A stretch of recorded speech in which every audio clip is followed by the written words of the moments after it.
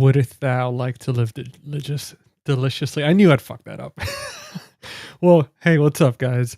Tonight on Cinema Rewind, we're diving into one of A24’s most haunting and atmospheric horror films, The Witch from 2015. So stick around. I'm going to roll the intro and we'll go ahead and get started.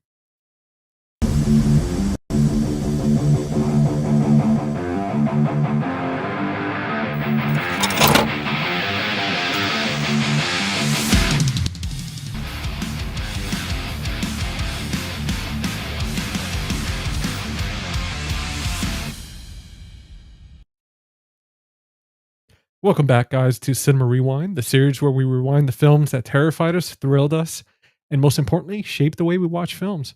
I'm GC, the host of Face the Movies and Friday Night Fright Night podcast. This is episode 19, and tonight we're exploring one of the most psychological terror, religiously paranoid, and creepy dread of The Witch from 2015. Written and directed by Robert Eggers in his stunning feature debut. With me, as always, are my co-hosts, Jordan from the Movie Den. First of all, guys, blow up the comment section for Jordan because he just hit 1,000 followers on Instagram. Massive achievement. Make sure to blow that comment section up. And also, let's thank him for getting our special guest on because, I mean, Jordan's been my left-hand man and then my right-hand man, Steven from After Hours Video. Go ahead and congratulate Steven. I don't know why, but I'm sure he's achieved something new this week. He's always killing it as well. But now, as far as for our special guest, it is Evan from Rocklin Graves. So let's go ahead and get these guys out here and get the party started. Now we've got Jordan. What's up, brother? Oh, I'm sorry. I was dying at that intro when you're like, deliciously. Dude, of course I messed up the word that I wouldn't mess up. The word I was worried about was the one that I messed up. But and then we got Steven. What's up, brother? Dude, you guys ready to take it back to the 1630s? Dude, I'm ready to coveth without E. Easy, man. Easy. We know what happened last time you did that. Be careful. That is true. That is true. And then we've got our very special guest, guys. Just give them a round of applause or just snap your fingers or comment a bunch of weird fingers and stuff in the comment section. But let's get Evan out here. What's up, dude? What's up, man? Wag his tongue in thy mouth. There we go. Nice Dude, save, Evan. What's up? What's going on? Thank you. Dude, we're definitely gonna Not a whole lot. I just got done watching The Witch. Oof. Oh, dude, perfect, man. It's always good to watch stuff right before doing stuff like this because it's so fresh in our minds. Yeah. It's like there's no way to be able to forget something, especially with a movie like this. But let's jump in real This quick. was one, honestly, I probably didn't even need to. You didn't need to what? Sorry? Oh, what'd you say at the end? I really didn't need to rewatch. You I was didn't going to say I need to. didn't You need had to to. rewatch this. I've seen it so many times. Exactly. I totally could have done this blind, but that gave me an excuse to watch it again. Yeah. Dude, That's all that matters. As long as we always have an excuse to watch good movies, I mean, it's perfect. Especially a beautiful film like this, which we're going to jump into because, I mean, man, it was my first time watching this week. I've had it on the list for a while, but we've got so much to talk about tonight. But let's jump into the comment section real quick. Let's say hi to everybody on here. And I do see Steven from the movie Odyssey is one of the first ones to show up today. What's up, brother? What's going on, man? Steven? And for Yo. everybody watching, we do plan on having Steven on here, hopefully for November as a guest, first time on here to hang out with us. So Yeah. we're gonna have two Stevens, so we're gonna see how that goes. And then we've got Alexander. What's up, What's up, Alexander? Alex? What's I up? see your handle looks different at the end. IB4 DT. Is that related to this film for tonight? Did you change it just for us, or is that something different? And then congrats, Steven, Commitment. with V and now Oh, with thanks, the man. PH. Steven with a V, I'm already winning tonight, right? dude. Then we got Keith on here. What's up, brother? What's going on, Keith? What's up, Keith? Hopefully, Keith, you could join us next Tuesday for our episode, which we're not going to say anything yet because every week is a surprise. We try not to let you guys know until 2 days prior or 3 days prior usually. But hopefully Keith can make it next week. It's going to be a lot of fun. And then Stephen says, "Welcome, brethren. The cauldron speaks true this fine evening." Nailed it. Couldn't have said Dude. it better. How fun would it be if we did the whole thing in like early English? Oh, dude, it would take us like 6 hours just to get through like halfway through it. We're gonna start speaking super slow. People What have if that, to like, watch the podcast with subtitles. Yeah, Yeah. dude, that's how I watched the I movie. did a video on The Witch, and I had people who were like frustrated that I didn't put subtitles on the dialogue. Because I mean, it's it's esoteric. It can be Yeah. difficult Yeah, for sure. Yeah. I no, feel It dude, takes like a number of watches. I feel like I had seen it like 7 times before I felt like I really got everything. for sure. And it's almost like on first watch, I remember kind of having to lean in a little bit to really understand Mhm. what they were saying. It's a little jarring at first. For me, it's Ralph Innocent's character because he's got that Yeah. just very low timbre, very gravelly Mhm. voice, which sounds beautiful. It's great, but man, he could be hard, especially when he's in that old English dialect. Oh yeah, Mm-hmm. very thick Oh, yeah. accent. We got a fan here for you, Hey. Evan. Nova Scotia. Nova Sounds Scotian. like What's going where I'm on? from. What's Hi. going on? Thank you for Glad you joining could us make it. tonight. Yeah. And now, all right, so that's what we got so far going on in the chat. Again, guys, thank you for tuning in and hanging out with us as always. Now, let's go ahead and get started. For anybody that hasn't seen The Witch, we're going to give you a little quick synopsis.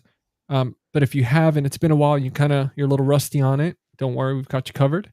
Now, this film is set in 1630s in New England.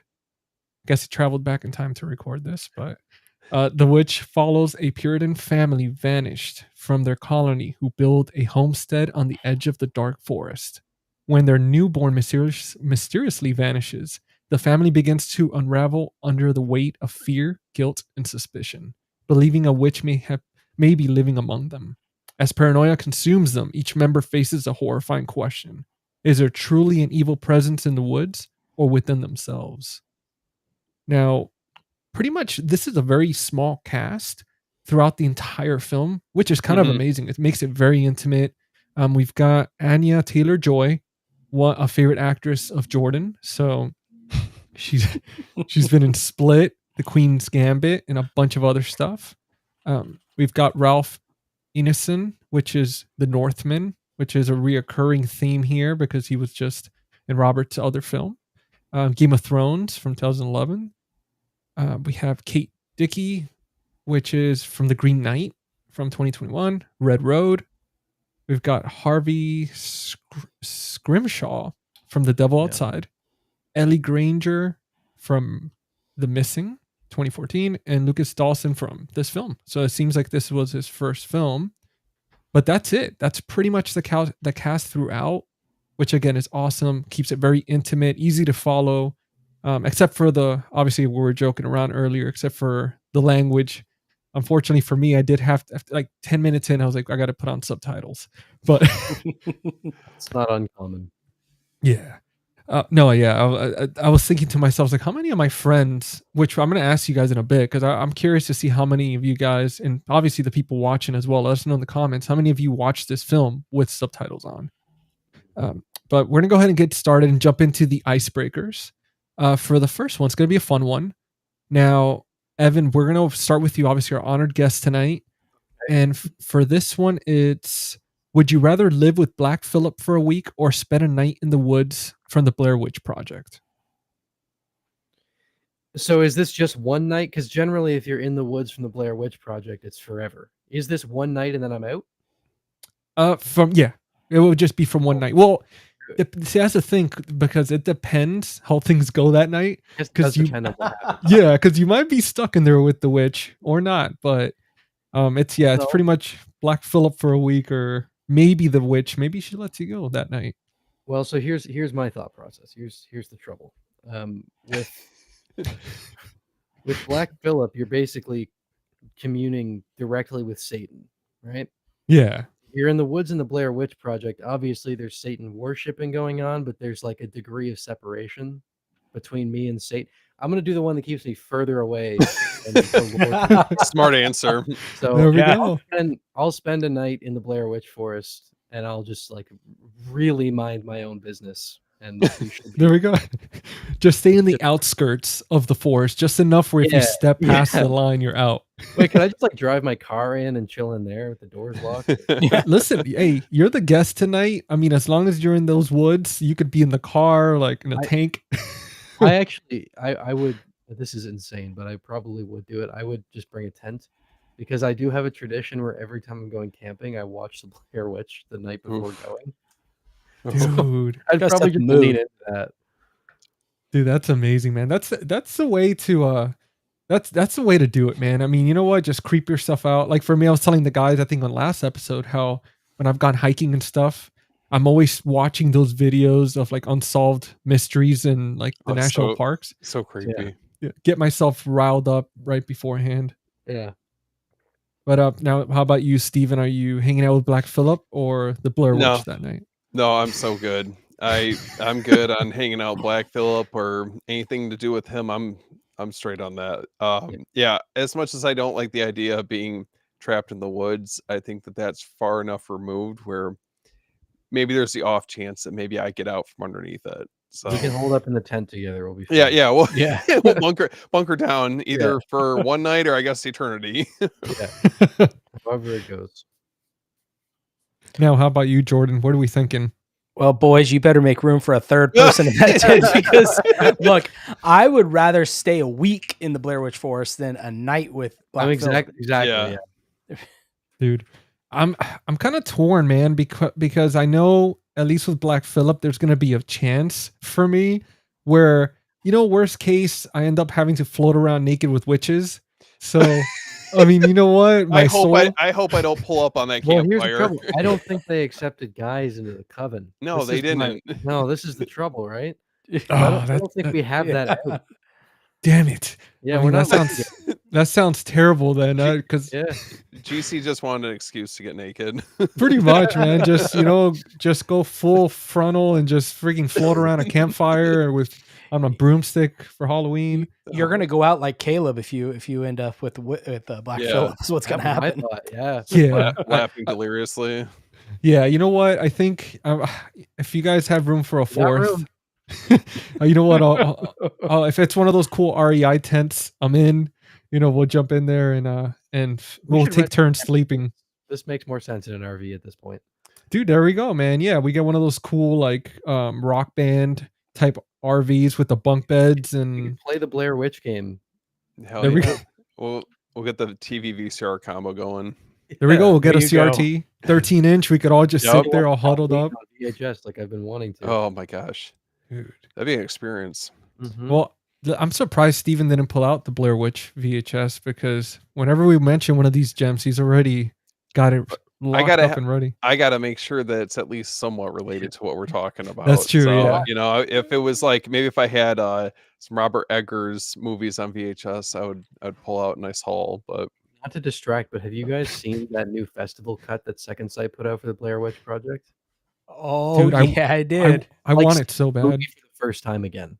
Yeah. It's that different. It's crazy. I'll never watch it the original Oh, way. Jordan I'll coming pull through, Steven. man.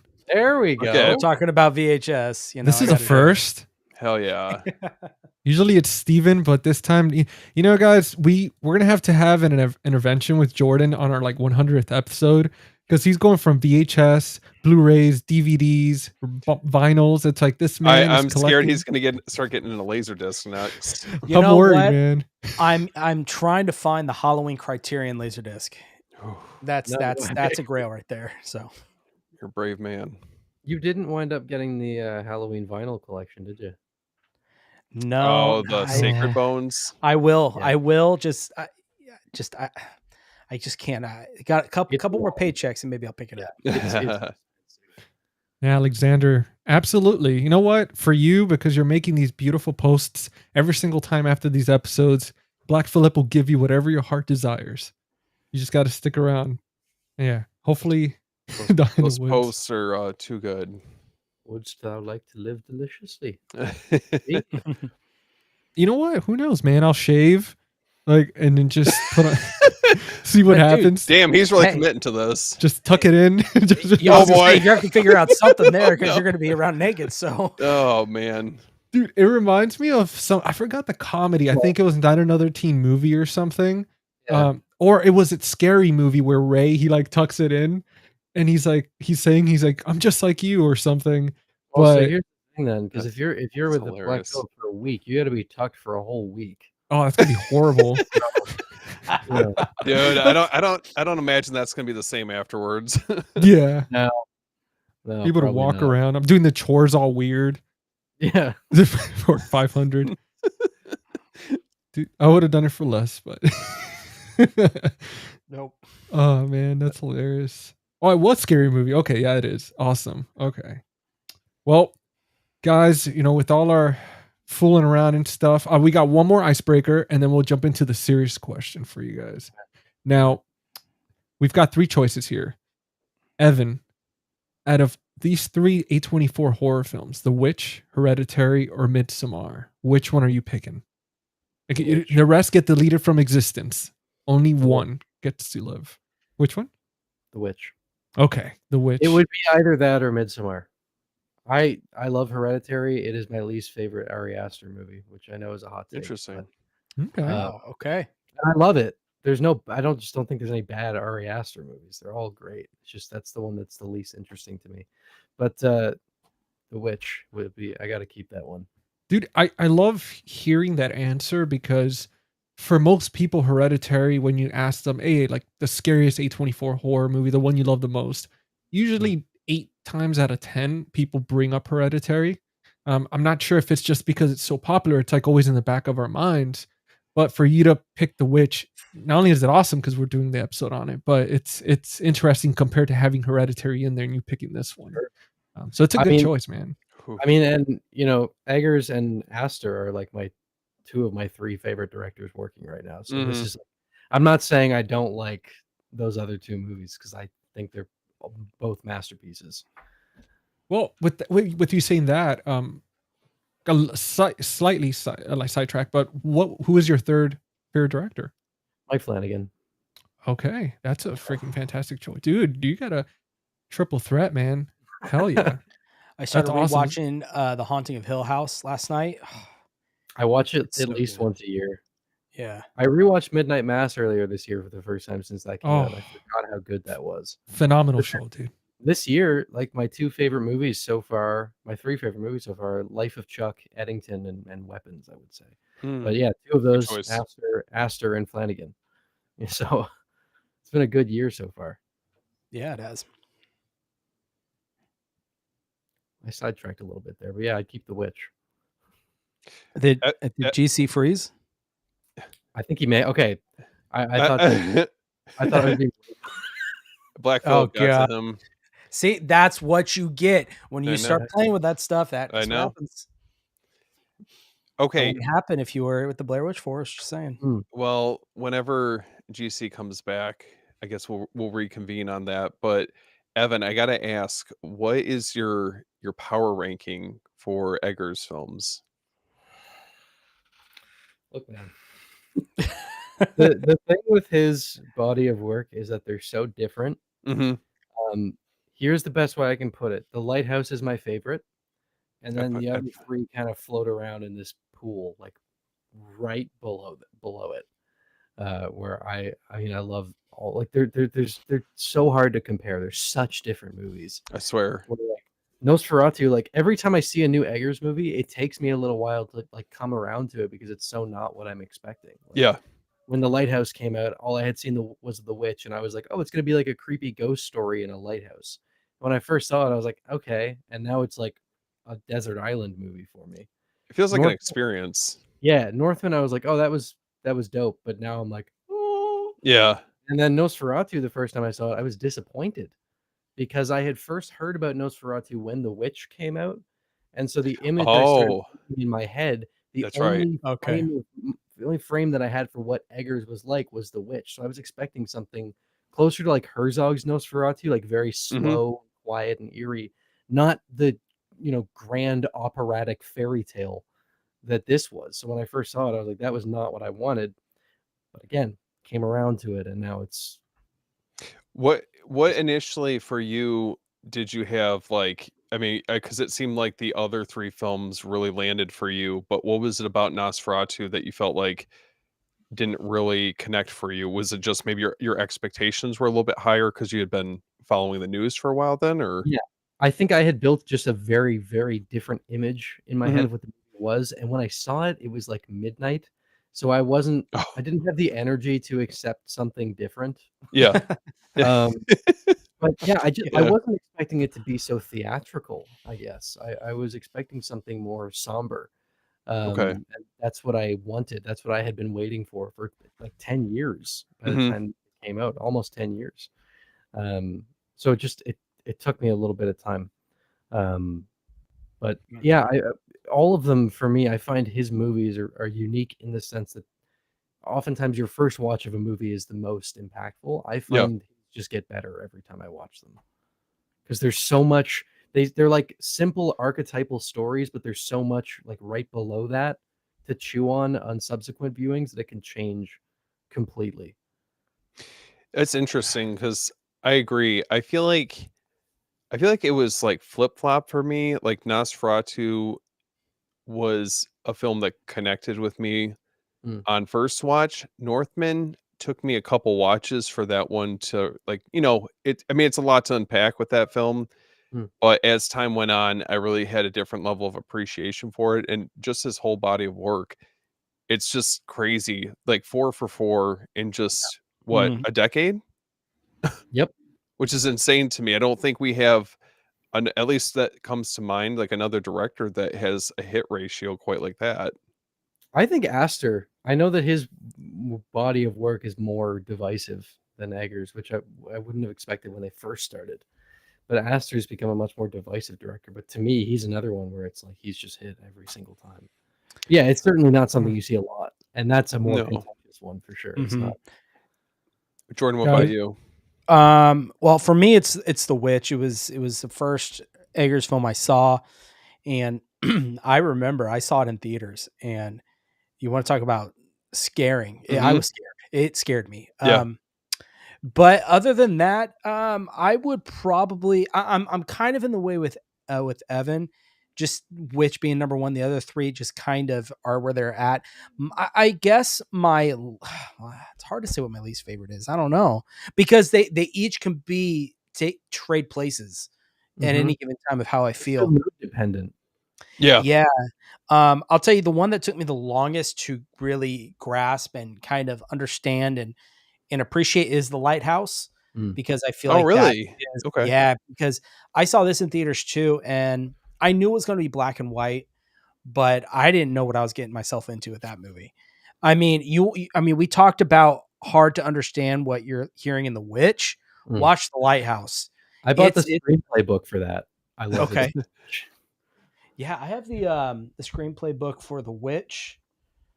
Yeah. Well, actually, I think that's it. Yeah, It's just The Witch. it's so interesting too because I also think each movie, like when you go to see it, I think that maybe that specific point in time has a lot to do with like where things are at in life. I mean, over a whole decade of these 4 films coming out, it's kind of crazy to see how they're coming out at very different points, at least in my life. So I look back on like The Lighthouse a little bit more fondly. That was back when my wife and I were dating at the time, Mm. and I remember fumbling basically the date that it was supposed to come out because I remember that being a little bit more of a limited release where we're at, and I got it. I fucked up and ended up thinking I gotten tickets for that weekend, so we got all ready and everything. And come to find out, I had bought tickets to the following weekend, so I just felt Oh, like an idiot. But I don't know. It's my just funny girlfriend looking back hates on the Witch. it. guys, Hates Black it. Phillip, like that's what happens when you choose to stay with Gotcha. Black Phillip. Yeah. Dude, I swear to God, of Should've course. You play with fire, you get burned. Oh, We dude. spent the room in the tent, and you There, said, watch out, GC's naked. Imagine I come back. You don't know what's getting burned. I'm not even wearing a shirt. We like the camera turns on. I'm like, what the hell? Just like Keith, you're running around with your lobster, man. Yeah, man. My year lobster. Did you guys by any chance? Because I know right when it cut off, you Evan, you had answered the Witch. Steven, did you get a chance to answer out of the three? Which one's your favorite A24 horror film? Between The Witch, Hereditary, and Midsommar?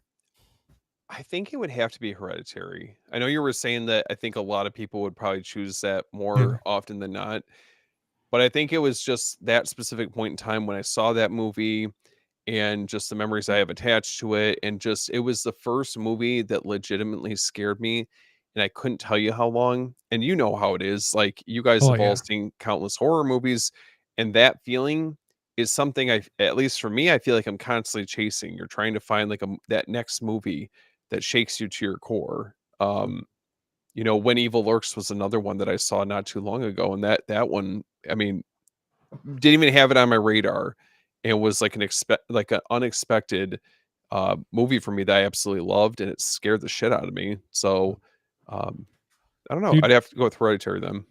Hereditary, to me, it's a good choice. Not to, they're all fantastic choices, but out of all three, to me, Hereditary is the one that makes me the most uncomfortable, because being a grown man and like watching this movie and then having to turn off all the lights, immediately getting flashbacks of like the mom crawling up on the ceiling in the dark, like all that creepy shit, compared to like Midsommar, where it's like there's no cult people around me that I'm aware of. And then for The Witch, it's like, yeah, I'm near the forest, but not close enough for the witch to get me. So I'm like, I feel kind of safe. But Hereditary's the creepy one for me. But what about you, Jordan? Oh, for me, The Witch, definitely. I love Hereditary. I think that's a great film. Midsommar is another great one. What I love about The Witch is there's something about early Americana, early the settler times that just scared me, because there was a lot of different beliefs going on back then. You had, the whole Christianity was really flourishing because they brought that in over from England. But you also have, they were, I would probably say hyper religious, where anything anybody did, they would, like they would call him a witch. And it's clear in this movie, they thought that about Thomason. Right. And I just think The Witch to me is one of modern movies, has the most rich atmosphere. The score to complement it, the way it builds tension, I think is incredible. The long shots, like the scene where after the baby Samuel is stolen, and it does that kind of wide zoom shot into the forest, and it just builds and builds. That stuff to me gets under my skin, and that's what scared me. And I mean, I know I'm just going to show up. I mean, it has to be my favorite. I've got, the screen book or the screenplay book, the vinyl. So, I mean, I just got that vinyl. Yeah, I love that one. Yeah. I think I need to get a new one because mine's kind of warped. Jordan, you're not over there. You're not over there listening to that vinyl and Conjuring stuff like naked near the movies or anything, are you? I'm playing this, cleaning my movie room, There we go. Dude, I just picture like some creepy stuff, and you're just like dusting calmly. I had definitely listened to that soundtrack while cleaning the house. Dude, it's relaxing, man. It really is. Like with like that atmospheric like movie, especially if the lights are not fully on, but you're just kind of set the mood and stuff, and you're just put relaxed. A nice candle or a warm like a warm light, man. Dude, that's why I set up tonight, like that light. I set it to candle mode. I was trying to like mimic it, but it just kind of feels like my lights like flashing like off and on. And this is definitely the theme for tonight. It's just us randomly naked in the woods. That's also really creepy too. Yeah, that's freaking. I think out of them, Hereditary definitely scared me the most. Mm-hmm. Yeah, like I love like atmospheric fairy tales, for lack of a better word, and like that's why for me, like Midsommar and The Witch resonate with me more than Hereditary did. But I'm not discrediting it. It's as popular as it is for a reason. Yeah. Well, now since a lot of people, so Evanson, you chose The Witch, and it's something that obviously we're talking about tonight, and there's so many questions with this film, right? There's people that don't really care for it too much. They think their opinion is that it's overrated. It's just one of those elevated horror type, like I don't really care too much for it. But then there's some of us that were like, this is art, a lot of work and love went into making this film. A lot of scenes are disturbing, like Steven was mentioning as far as for the baby, which we'll talk about that in a bit. That's something that to me was just, man, it's rare for me to see a movie knowing that it's fake, but it's rare to see something and be like, damn, that's kind of messed up. I almost wish it wasn't as shown the way it was. But we have stuff like this. Now, for The Witch, right?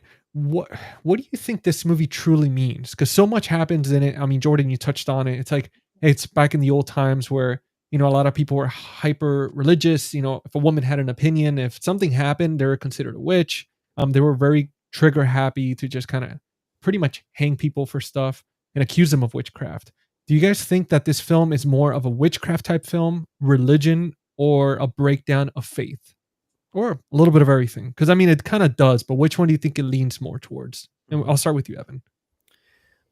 Well, yeah, I mean, what I have to say is probably being skewed by listening to Eggers talk about it. So like he doesn't tend to approach his stories with theme necessarily in mind. He is literally just like striving to express these classic mythological, like archetypal stories. So the purpose in my eyes of The Witch is to be nothing more than a Puritan's worst nightmare. That's what this movie is. It is fully an exploration of classic witchcraft folklore treated as reality and depicted as Puritans feared it. And with that comes theme that you don't even have to intentionally be thinking about when you're writing something like this. It just happens.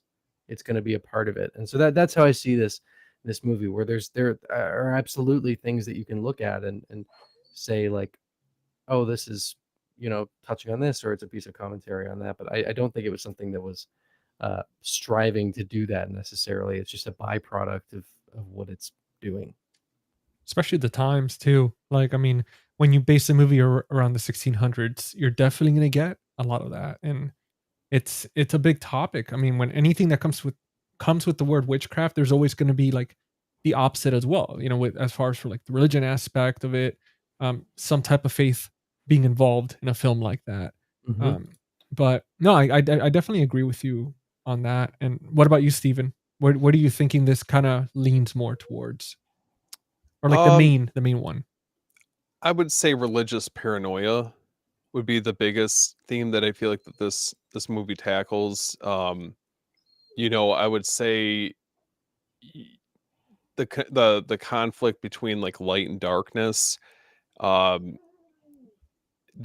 would say the breakdown of a family, the isolation that takes place. They're very secluded away from everyone, so you're seeing the family unit basically fall apart.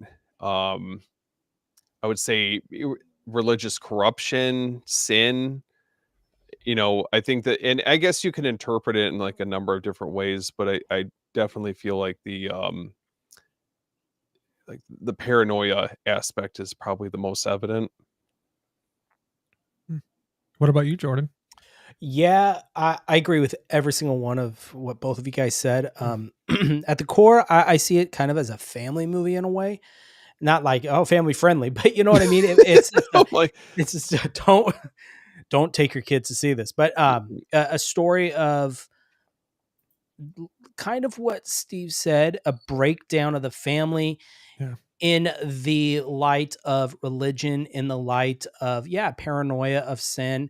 And it's interesting, you see that Black Phillip, Lucifer, Satan, however you want to call this, it's Satan. How he will hone in on those certain weaknesses that each of these characters have in this movie. Mm-hmm. I think a great example is Caleb. I mean, I think that's the shining example, right? He's a young man going into puberty.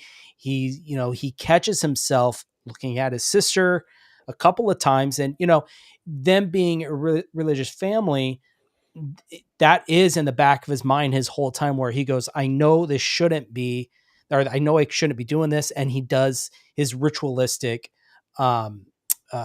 prayers, right? Mm-hmm. Whether they're really from the heart or whether they're just simply because, hey, my dad told me to say these and this will take those thoughts away. So he relies heavily on that. And then, of course, the witch or Satan takes advantage of that with the woman. And I thought of Hansel and Gretel the second I saw that house in the forest, right? Yep. Just that. I mean, what's that? One of his first short film was Hansel and Gretel. Yeah, and I saw that's immediately what I thought of when I saw that, and that's what I think it is. It's a breakdown of family by Satan, strategically picking them apart. And it's interesting. I know I'm kind of long-winded with this, but I've read a couple theories, and I know theories, they're not necessarily from Eggers himself, but there's the idea of each of them might represent the 7 deadly sins. And I think it's a really cool concept. It falls apart pretty quickly, but the idea of it is interesting, and about how each of them have their faults, and that was ultimately is their downfall. All, shadowed by this religious paranoia. Well, I got a question for you guys, because I mean, I agree with everything you guys are saying. I mean, they're all like fantastic observations with this film. But what about with this movie if there wasn't, and I haven't heard Robert talk about the film or anything like that. Again, it was my first time watching it, but see, for me, I was thinking about, what about if there was no witch and Black Phillip wasn't Satan, right? And the reason I bring this up, it's because if we take the, all the recipe for disaster, right? When we have isolation, desperation, grief, and obviously the family's on their own. I mean, we all know what it's like, the societal pressure, try to take care of your family, try to take care of yourself. I mean, even back in that time's even worse, because it's like this guy had to build these houses from scratch by himself. He's a man of the family. There's so much going wrong. They're running out of food. Obviously, with starvation, and malnutrition, you start kind of hallucinating.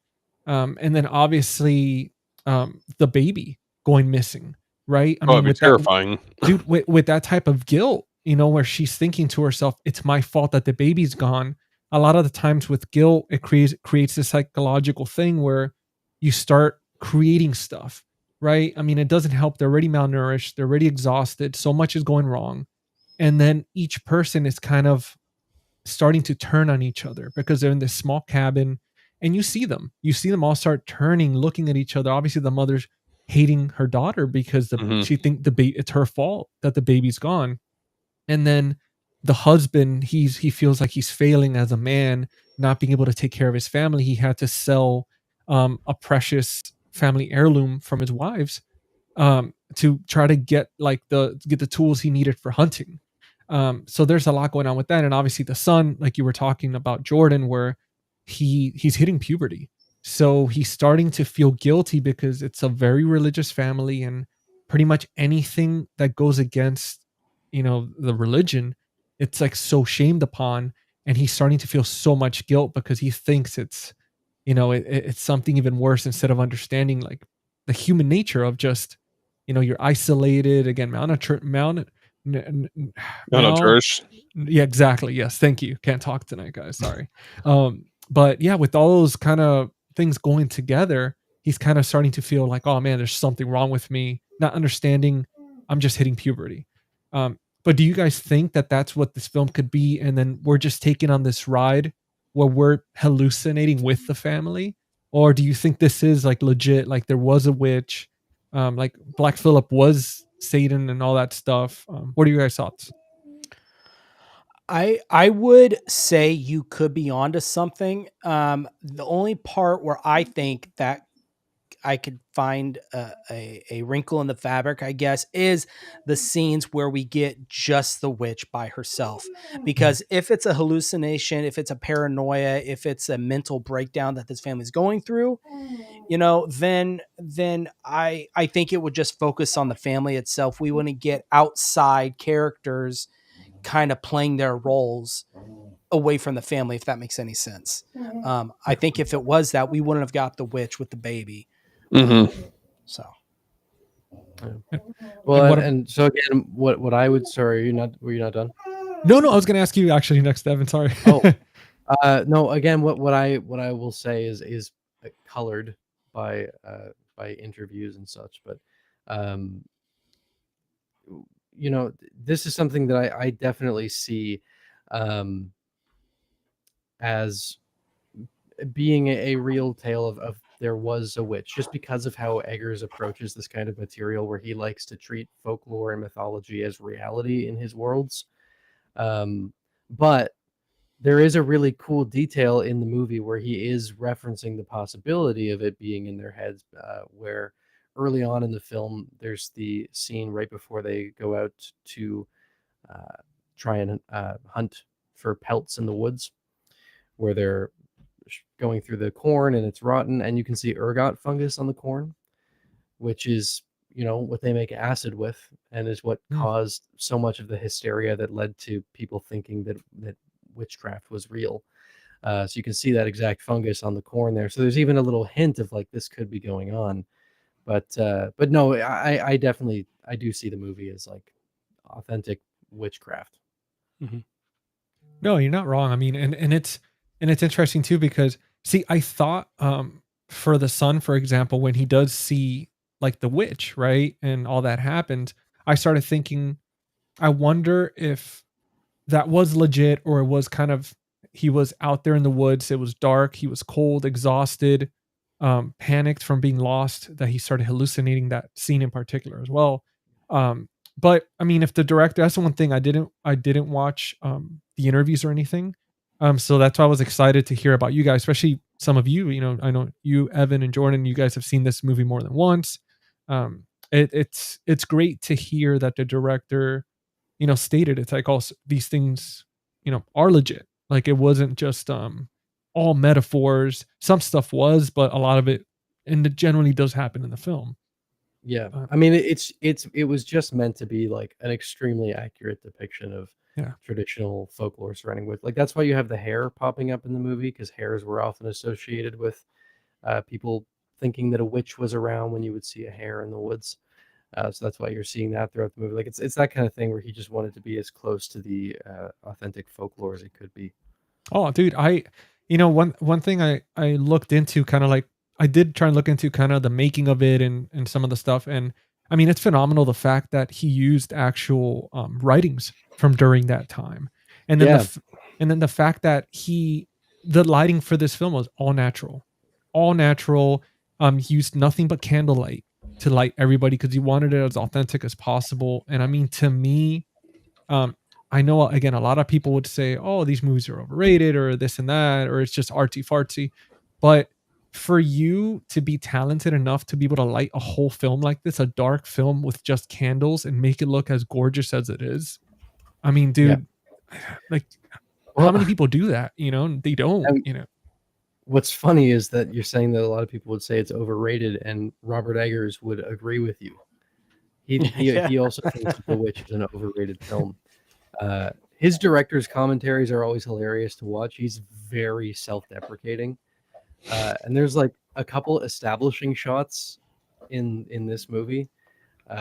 One in particular where like this establishing shot comes, and it's like innocuous. It's just the woods. It's nothing. But he's like, I hate this shot. This fucking sucks. It's terrible. No, he's very he would agree that it's overrated. dude, I mean, see, but so like for me, honestly, I don't think it was. I mean, like, I remember watching this and thinking to myself, I was like, what's the deal with a lot of people that I have heard like hate this film?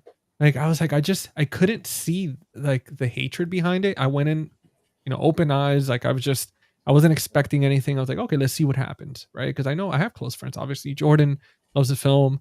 You know, Steven enjoys this film, and it's just, I mean, these guys have never steered me wrong. So watching it, I was like, man, like this was exactly what people talked about. I mean, it was fantastic. It was very simple, tight knit, beautiful, creepy. I mean, there's a couple things, right? Like, I think if you're not into slow burns and you find the dialogue to be a barrier, those two things are going to be like tough. But also, I think we have a lot of period films now that are written anachronistically, for lack of a better term. Yeah. Where we're kind of not that this is a bad thing, but there's a lot of movies that are kind of portraying like people with modern sensibilities in periods that did not share those. Yeah. And Eggert has never been concerned with that. So there's so much disconnection when watching a lot of his movies that people probably just aren't used to. So you have the really slow burn film, and you have the really, dense dialogue that's hard to understand. And then you also have these characters who just don't behave or think in a way that is even remotely familiar to us. So I can see why some people don't jive with it, I guess, is what I'm trying to get at. No, I it is, understand. man. With like slow burns, I mean, it's not for everybody, especially people that, like if you're a person that grew up with just slashers, that's your thing. And then I think the problem is too, it's that like a film like this, right? And I talked about this with Weapons. Um, One thing to me that I think worked against the movie like Weapons, for example, it's being marketed as a horror movie, like one of the best horror movies of the year. Everybody's screaming this, from the rooftops. And when I saw the film, I was like, is it horror? Like to me, Barbarian, that's like, that was horror. That was, I mean, dude, it's being like this underground cave system under your house and this monster and this and that.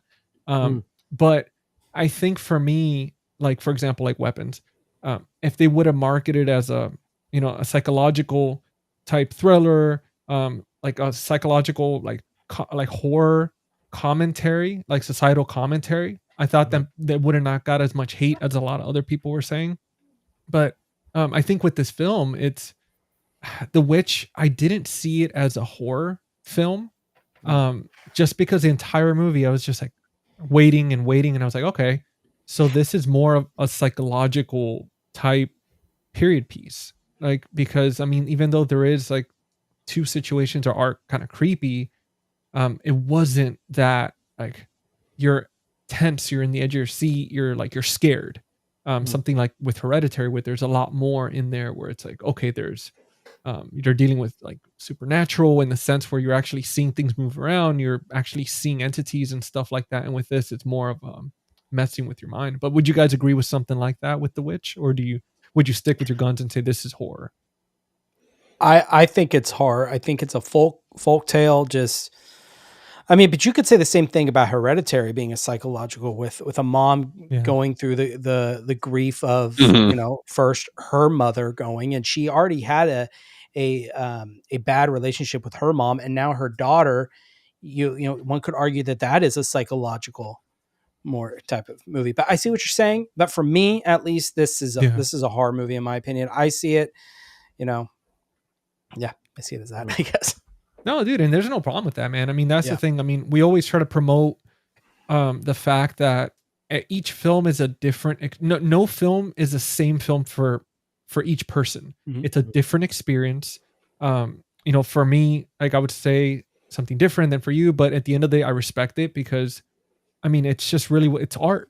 Subjective, and it's what it means to us. I mean, there's never a right or wrong answer. It's more of a conversation, an opening for dialogue, like we're doing tonight, or usually we do. But no, it's a good answer. Steven, what about you, man? Like, where are you with this? I think it leans more, if anything, to like being a period piece slash folk horror, in its roots. But I mean, you guys made a good point. I mean, you could very much look at a film like Hereditary in more of a psychological lens than it purely being only horror. So that's probably where I would land with that. And Bella actually brought something up, which I completely agree with. This movie is definitely more of a horror movie, like if you're watching it as a woman, because being in those times, and it's like you're pretty much like in that scene where they're talking about taking their daughter into town and giving her to another family. I mean, dude, that's horrifying. Or the fact that you're pretty much like, you see the daughters, like, I mean, borderline. I mean, one could say a slave, because she's pretty much having to do all these chores, having to worry about like being given away, all that stuff. And it's just one of those, like, it's scary, man. It's a scary time. Well, and there's a lot of elements about this that feel very coming of age, Yeah. especially for our protagonist in this. Um, it's just interesting because it's a very skewed look, like you were even talking about with the son, and just the idea of being like, feeling lustful about, I mean, right or wrong, obviously in this situation, but he's conflicted with the feelings that he has towards his sister in this. And Yeah. I feel like in this specific time period, I mean, their views on things were wildly different. Religion, y-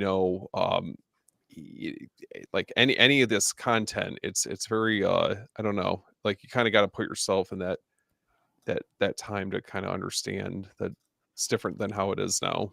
Yeah, totally polar opposites than where we live today. I mean, man, everything they had to make from scratch. They had to build from scratch. Any little mistake, I mean, just especially with farming, for example, you mess up and you're living out there in the outskirts and you're screwed compared to now, where we could Hmm. drive down the street and get everything we need. I mean, all the societal laws and rules were so different, man. I mean, especially in the peak during the 1600s and so on, where it's like heavily religious and especially in those tight knit communities where if you don't agree and you saw in the film, it's like either you agree or you leave. Hmm. And then the isolation. I mean, it's a scary thing, man. One horse gets sick, the carriage breaks and you're far, and it's so different, man. And I think for a lot of us, guys, I mean, if you agree as well, like it's sometimes for certain period pieces, it is hard to put ourselves in those shoes with the decisions that they make, and be able to say, "What would I do?" Because we've never been in certain situations. I know I saw a comment in here earlier. Someone was asking, I think this is one. Yeah, Mason Adamson was asking, "Do you guys believe that the parents handled the situation appropriately?" What do you guys think? I mean, I'll jump in. Look, Okay.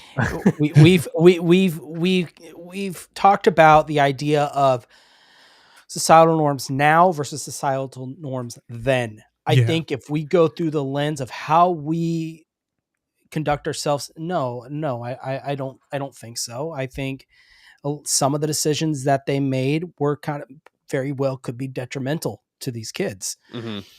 But back then, that was how it was. I mean, yeah, it's it's hard, like we've already said. It's hard to say, well, they shouldn't have done that Hmm. because X, Y, and Z. Well, no, they did that because X, Y, and Z. That's just how life was back then, right or wrong, Mhm. right? Um, so to call it that's a tough question because to say that the parents were wrong then, I don't know. I don't know. But now, sure, yeah, I could stand by that. It's just I think it's a sign of the times, literally, for this type of film. Yeah. What that's I love that kind of thing with his work is again like what I was saying earlier, where his movies do not like have no sign of people behaving with any sort of modern sensibilities. Like by today's No. standards, yeah, these parents were like, you know, not doing a great job. But for 1600s, I would say I think they were doing probably a better job than most parents would have in that situation.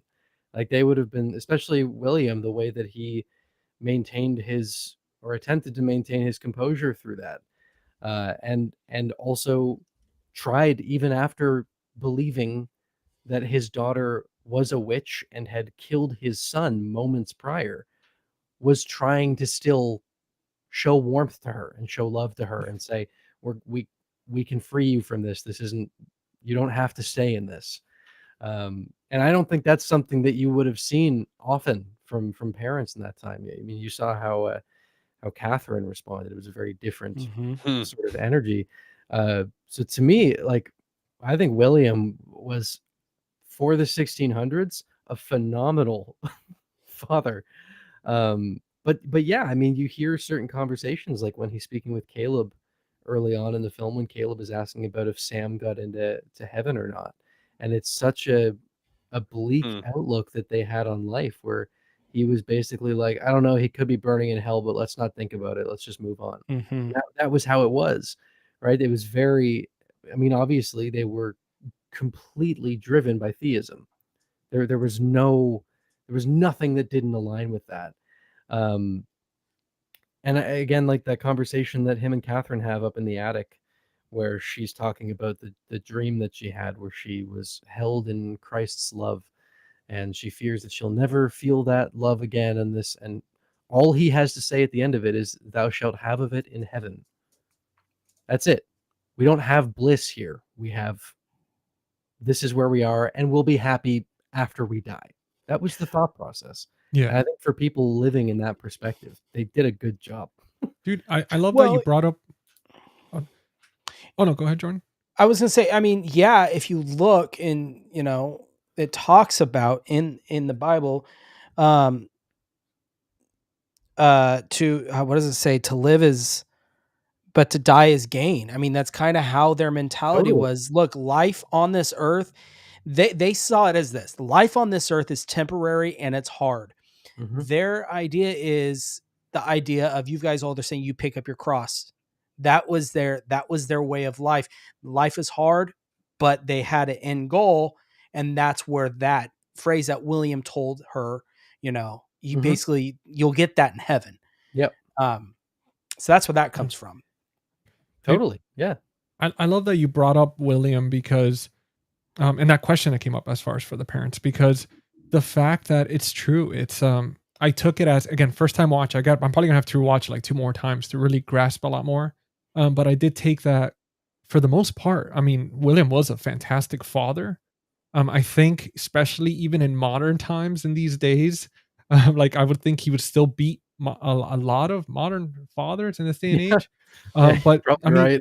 like, dude, the guy, he tried, man. I mean, he obviously admitted when he saw that the mother, was yelling at the daughter, and he was like, she was about the whole cup and accusing her of all sorts of things. And he owns up to it. He's like, it was me. I love the fact that the way he spoke to his son was, because I've seen other period pieces in other films, even now in this modern age, where fathers are more like, just suck it up and that's it. They're not very conversation. And the father, he was very compassionate. He was very compassionate. He spoke to him in a way where it wasn't like, just do what I say, I'm the man of the house and that's it. Like, he was very trying to talk to him and explain things to him and make him a man, because he knew, it's like, you're gonna be a man soon. If something happens to me, pretty much, without saying that part, if something happens, you're in charge. You got to take care, of your sister and the kids and everybody. But he definitely, all the way till the very end, I mean, and like you said, he was still trying to help his daughter regardless of everything that happened. And then it was just interesting to see his demise and to see, the goat just take him out. And I think at that point there itself, it was one of those, that's where it showed pride, because he treated it as just some like feral beast, like he was just like, I have dominion over you, you're just a stupid goat. Didn't respect the animal, didn't respect the nature, and got himself taken out. But besides that part, like he was really trying, man. And I felt for him. I did, because it's a hard situation, dude. Your family's starving. There's so many hard choices and only you can make, because you're the man of the house. It's like, what do you do? Yeah, and one of my 2 favorite scenes of the whole movie is his prayer the night before he dies, when he's begging God to save his family. Yeah. You can really feel there that, like, he genuinely did deeply just want what was right for his family. And he was feeling guilt for having them ostracized from their community because he was a separatist, and let his pride of his beliefs get in the way of giving his family the safest life that he possibly could. That, I mean, just the way that he starts begging, please God, I have not damned my family, is so sad.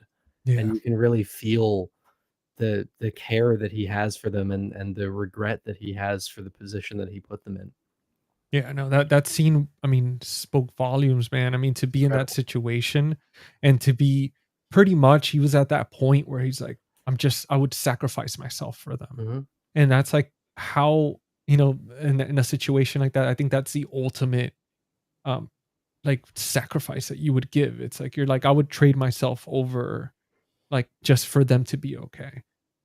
And dude, I'm glad you brought up that scene, because I wanted to ask you guys, throughout the film, obviously there's some hard moments. It's a hard film to watch at times. Obviously we have the baby scene. We have just the breakdowns and everything. That particular scene of him, pretty much begging. It's sad.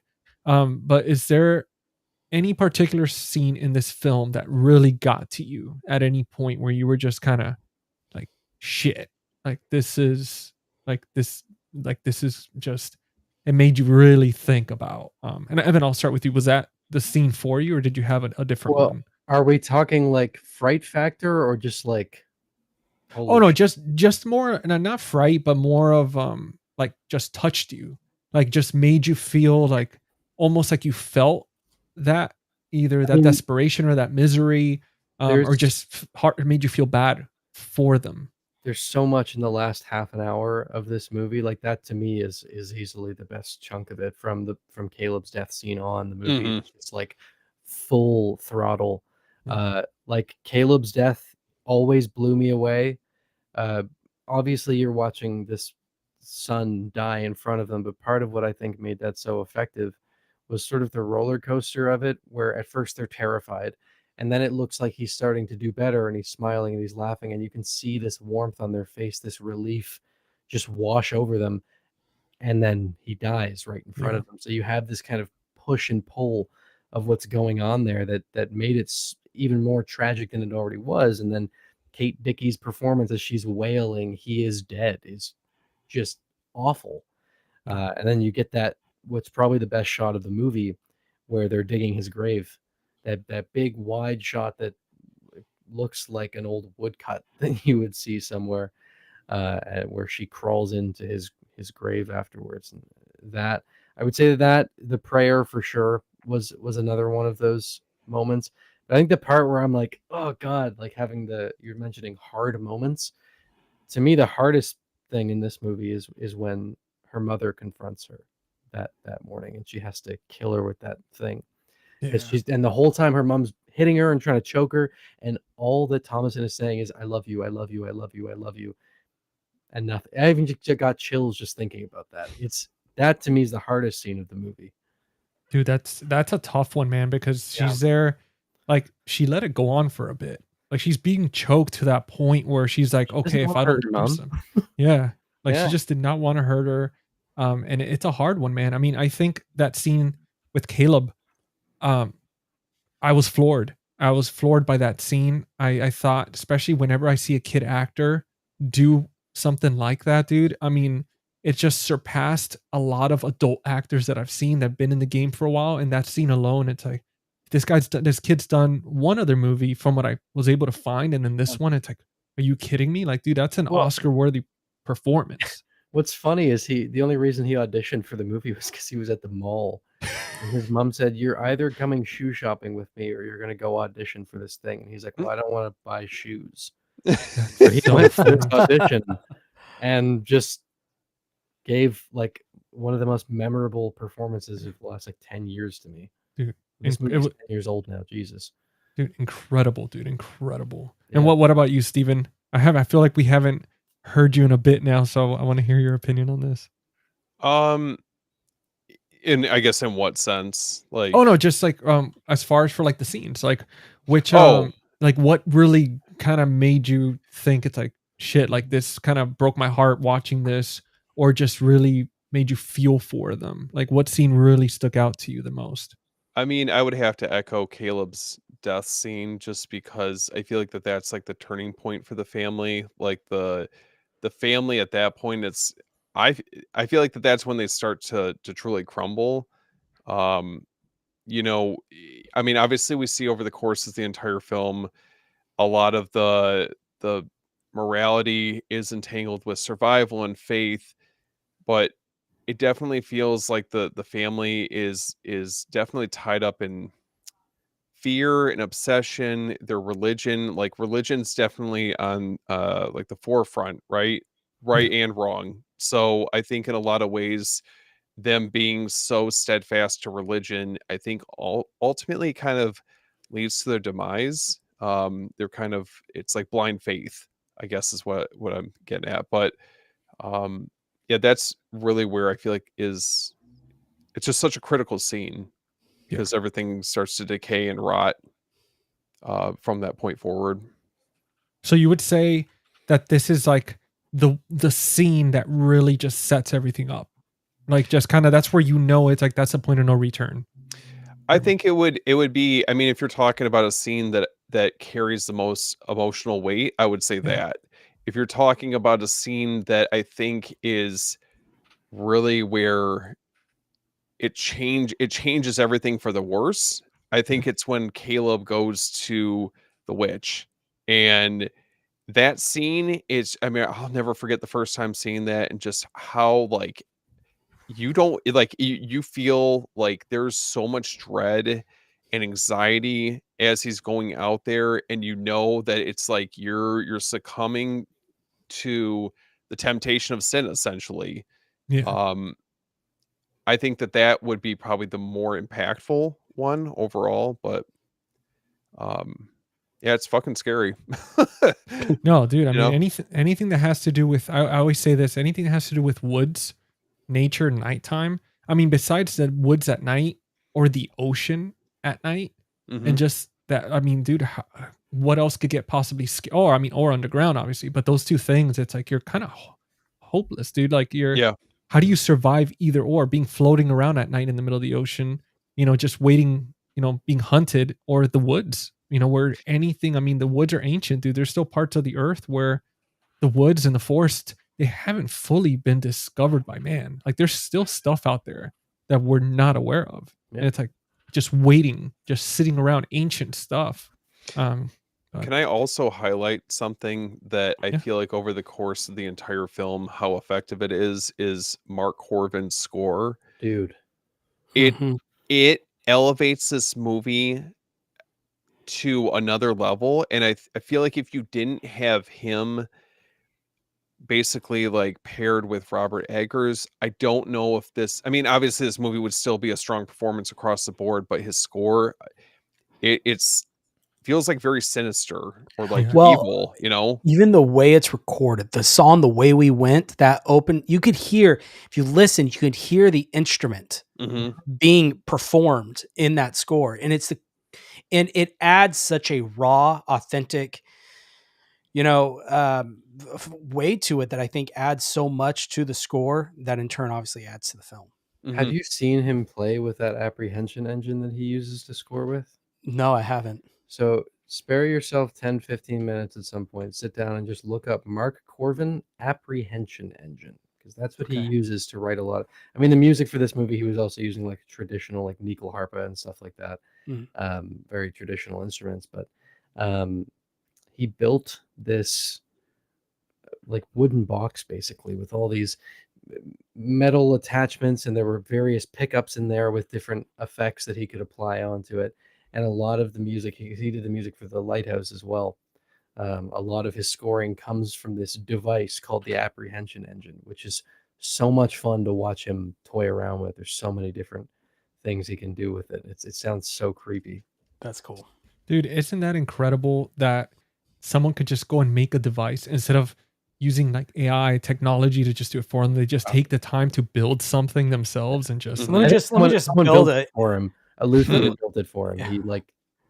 He asked him to build it, but pretty cool. And Jordan's the biggest sound guy here out of all of us. I mean, so Evan here's a musician. You should see his stuff. I saw the keyboard there. I was like, yeah, man, I got one. I was like, hell yeah. Now we're gonna say real quick, because I did miss. What's up, Eli? What's up, Eli? Thank you for joining What's going us, on, man. Hey. And guys, do what Eli says, or Black Phillip will come after you.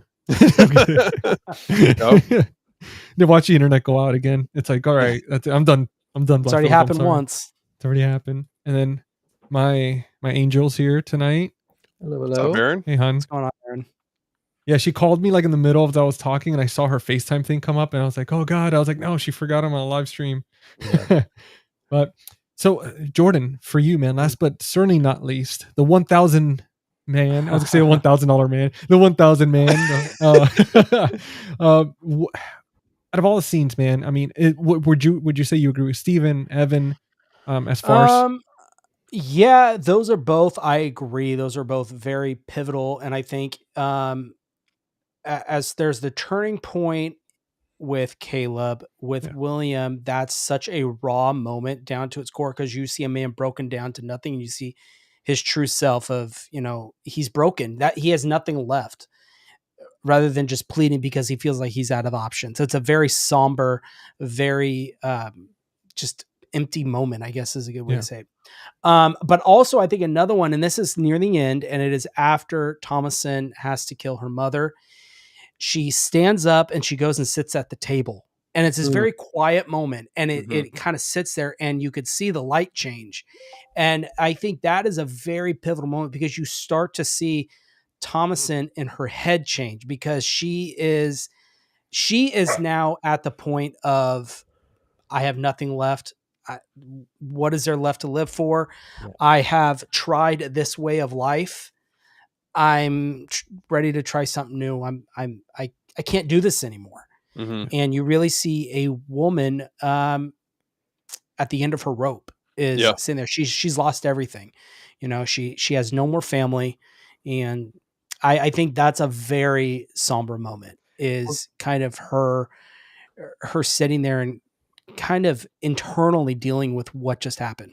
Yeah. Well, yeah, and that scene is also like, that's kind of what the whole movie has been building up to, is that one moment where she's coming out from the bright, it's still bleak, but the bright outside into the darker room, shedding her, like literally shedding her Puritan binds, where like the entire movie is this coven manipulating the family into thinking that Thomasin is the one committing these acts so that she can be ostracized and be more vulnerable and will join their coven.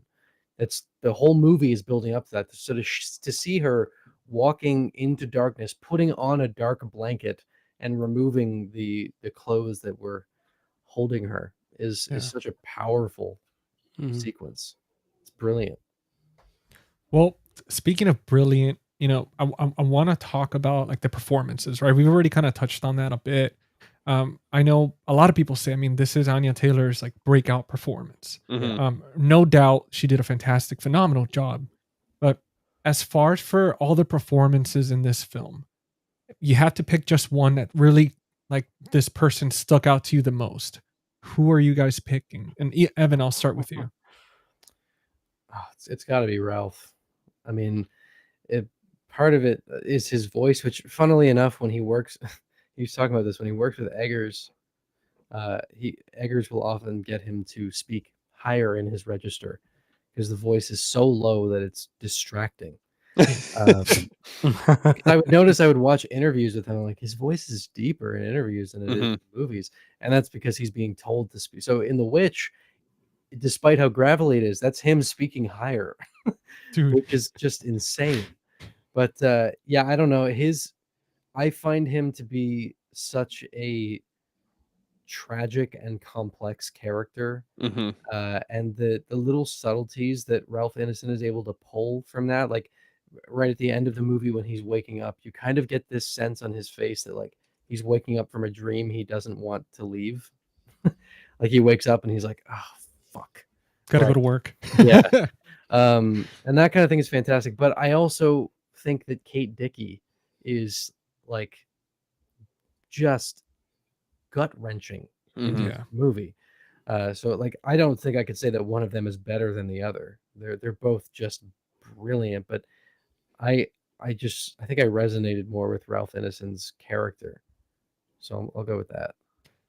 I'm with you. Like that Ralph was just, he had a way of conveying like falling apart just through his eyes. Like you see it throughout the film, man. He had like this sad movie. He was just depressed at that point. I definitely saw it. Like he was phenomenal. Kate did a phenomenal job because when they do a good job, when you just start either being really annoyed or hate the character. And there was moments where I was just like, just stop blaming your daughter for everything, or stop freaking out about stuff. Like I get it, but everybody else is trying and you're just flipping out. And that's how good she was. Like she really played that role perfectly.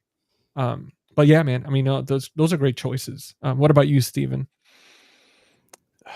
Man, are you going to leave out Charlie, aka Black Phillip's performance? I'm sorry. Dude, Black Phillip, man, he was just. When we were prepping for this, I thought that was so hilarious that he actually has like a credit. Mm. No, Said but he was horrible to work with. yeah.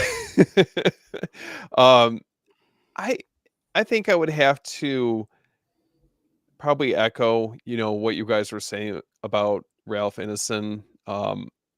It's just a very morally conflicted character because, it's in a lot of ways, I mean, he's looking out, as a family man, he's looking out for the best interests of his family and, trying to align everything with his religious beliefs.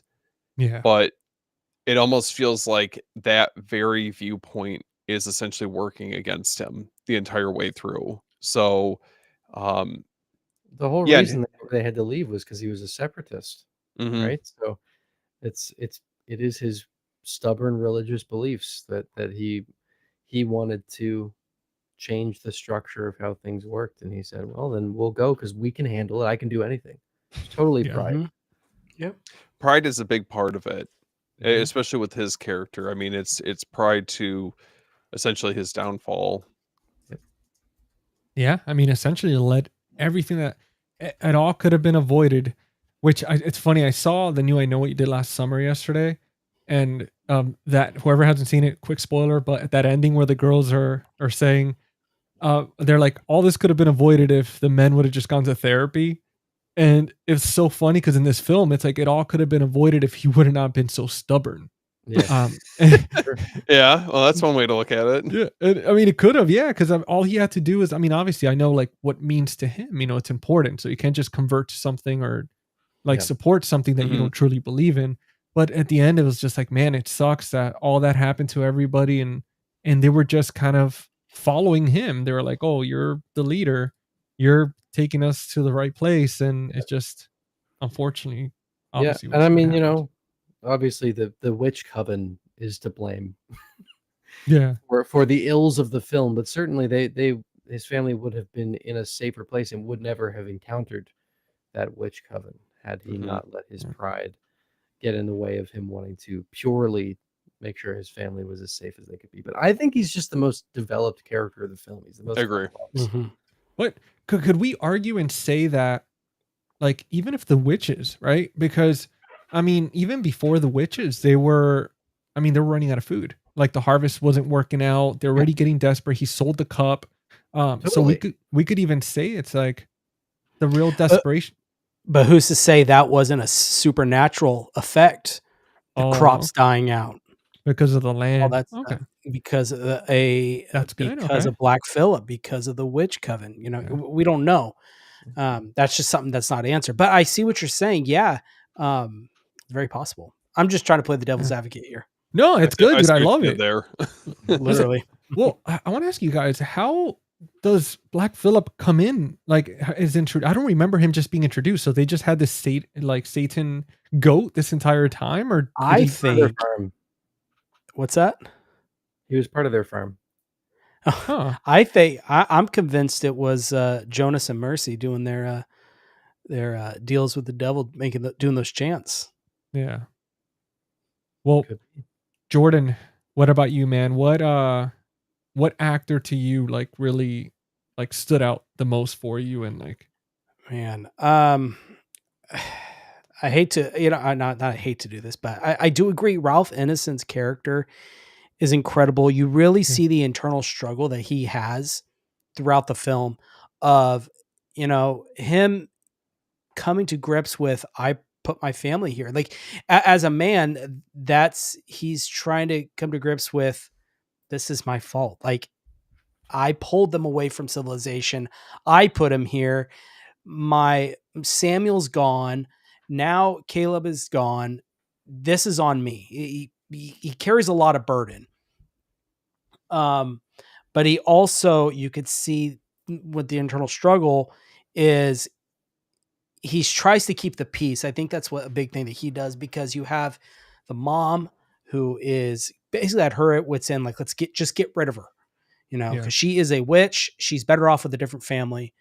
Um, and I think with him, he could see that, but he also plays the other side with, this is our daughter at the end of the day. What are you talking about?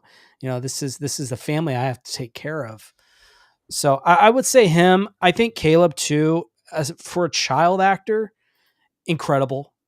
The internal struggle he has too, he does such a good job with. You can really see it throughout the film. But I think my final answer is Ralph Ineson. Well, for $1,000, final answer, Ralph. Real quick here, we got Phil's creepy videos. What's up, man? What's up, Thank Phil? you for joining us. Yay. Now, I want to ask you guys about I guess the feeling of evil, the dread, the evil throughout the film, right? We have historical films. For example, the first Nightmare on Elm Street. Freddy Krueger is only in the film for a few minutes, but the entire film, you sense him, right? He's there. He's a presence. And most people don't realize that he's only in the film for a few minutes. I think it was like 8 minutes or something small around there. And then with this film, it's kind of the same thing with The Witch, right? You see The Witch, I believe it was like 2 to 3 quick times. But do you think that because of, again, the atmosphere, the forest, the nature, it created that constant like looming doom? Do you think that it helped, like being set in such an isolated place, to be able to keep that evil constantly being reminded? It's like there's something there. Yeah, I mean, absolutely. I think that the way that they filmed the trees in this movie feels like an extension of the witch herself. I mean, the shot of Thomason waking up after Caleb runs after Fowler in the woods, where she gets up and she's looking around and those trees are behind her, literally feels like, brambly witch hands reaching up from the earth around her. But yeah, I mean, like the presence of that, the witch and the coven is there the whole time, just because of how well they establish that atmosphere, and because of the understanding of the folklore, where you have things like hares showing up and stuff like that just creates this feeling of it always being around. Like I never even thought about the fact that the witch you only see her a couple times, because I feel like you see her in every shot of the movie. Yeah, exactly. It feels like she's constantly there in the room. You don't see her, but she's in the room, like pulling the strings, sort of. But no, that's great, man. Like, I like that. And what we're gonna switch. What about you, Jordan? What was the question again? I'm sorry. No, it's just, how'd you feel about like the atmosphere, the environment in this film, making it feel like the witch, the coven is always there, but they're really not. Like, they're only in there for a few minutes throughout the film. Yeah, it's in the way Robert Eggers shot it. There's some scenes like the establishing shot of the forest. It almost feels like you could see the Coven of Witches standing there watching you as you are watching them. Yeah. I think the score, I know we keep going back to the score, but it's that just the way it builds tension, the droning that's throughout the film, I think is great. The lighting adds to it, and them being isolated and the color grading, it feels alone, and you feel like there's nowhere you can go. It's where you're at your most vulnerable, when you're by yourself. And I think and he does such a great job of portraying that. All those culminate to that feeling. It definitely feels cold, like throughout the whole film. I thought, and dude, that lighting was just, again, to be able to work with candlelight, like only candlelight and moonlight, like that's just incredible. That dinner scene where the argument breaks out about the cup, the way that shot is lit, I think is beautiful. I think it's stunning. The only thing I couldn't help but think about now was because I know Eggers is not happy that he had to shoot this one digitally.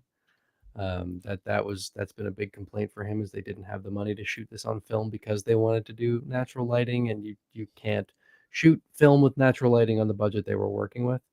But if you go and watch Nosferatu, you kind of get an idea of what this would have looked like had they been able to do that. Yeah. Because like I feel like in some ways I got really spoiled by the dinner scene in Nosferatu and how good that looks. Because when I was rewatching The Witch just before we went on, I was like, this looks amazing, but man, do I wish they'd had the resources to shoot it like they did Nosferatu. Mm-hmm.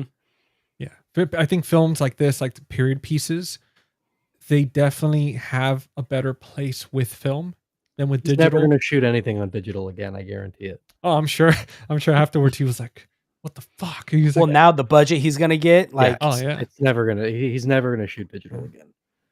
But man, I'll tell you this. I mean, even with that, like the creativity that went behind this, I mean, the tender love that went into it. I mean, using authentic language, the natural lighting. I mean, those are just things that are very difficult, very, very difficult. Very few people, very few directors and cinematographers could pull off something even close to that type of feat. And it's just, yeah, that's one thing we should shine a light on as we're talking about like the look of the movie. And lots of that obviously is Eggers wanting to having his vision and wanting to do that. But like Jaron Blaschke deserves more because everyone talks about, oh, Robert Eggers is like his movies look so beautiful, and they do, and he's a part of that. But Jaron Blaschke is the reason they look as good as they do. That guy is a wizard. yeah. The way that he approaches cinematography is beautiful. He is one of the most artistic DPs that I think we have floating around right now. And like if you go back and look at Eggers' early short films, the jump from when he was doing them on his own to when Blaschke came on is huge. Like Blaschke makes such a huge difference. So we gotta give him his flowers. Well, if you guys are watching, thank you for making this. I mean, yeah, I doubt it, but just in case.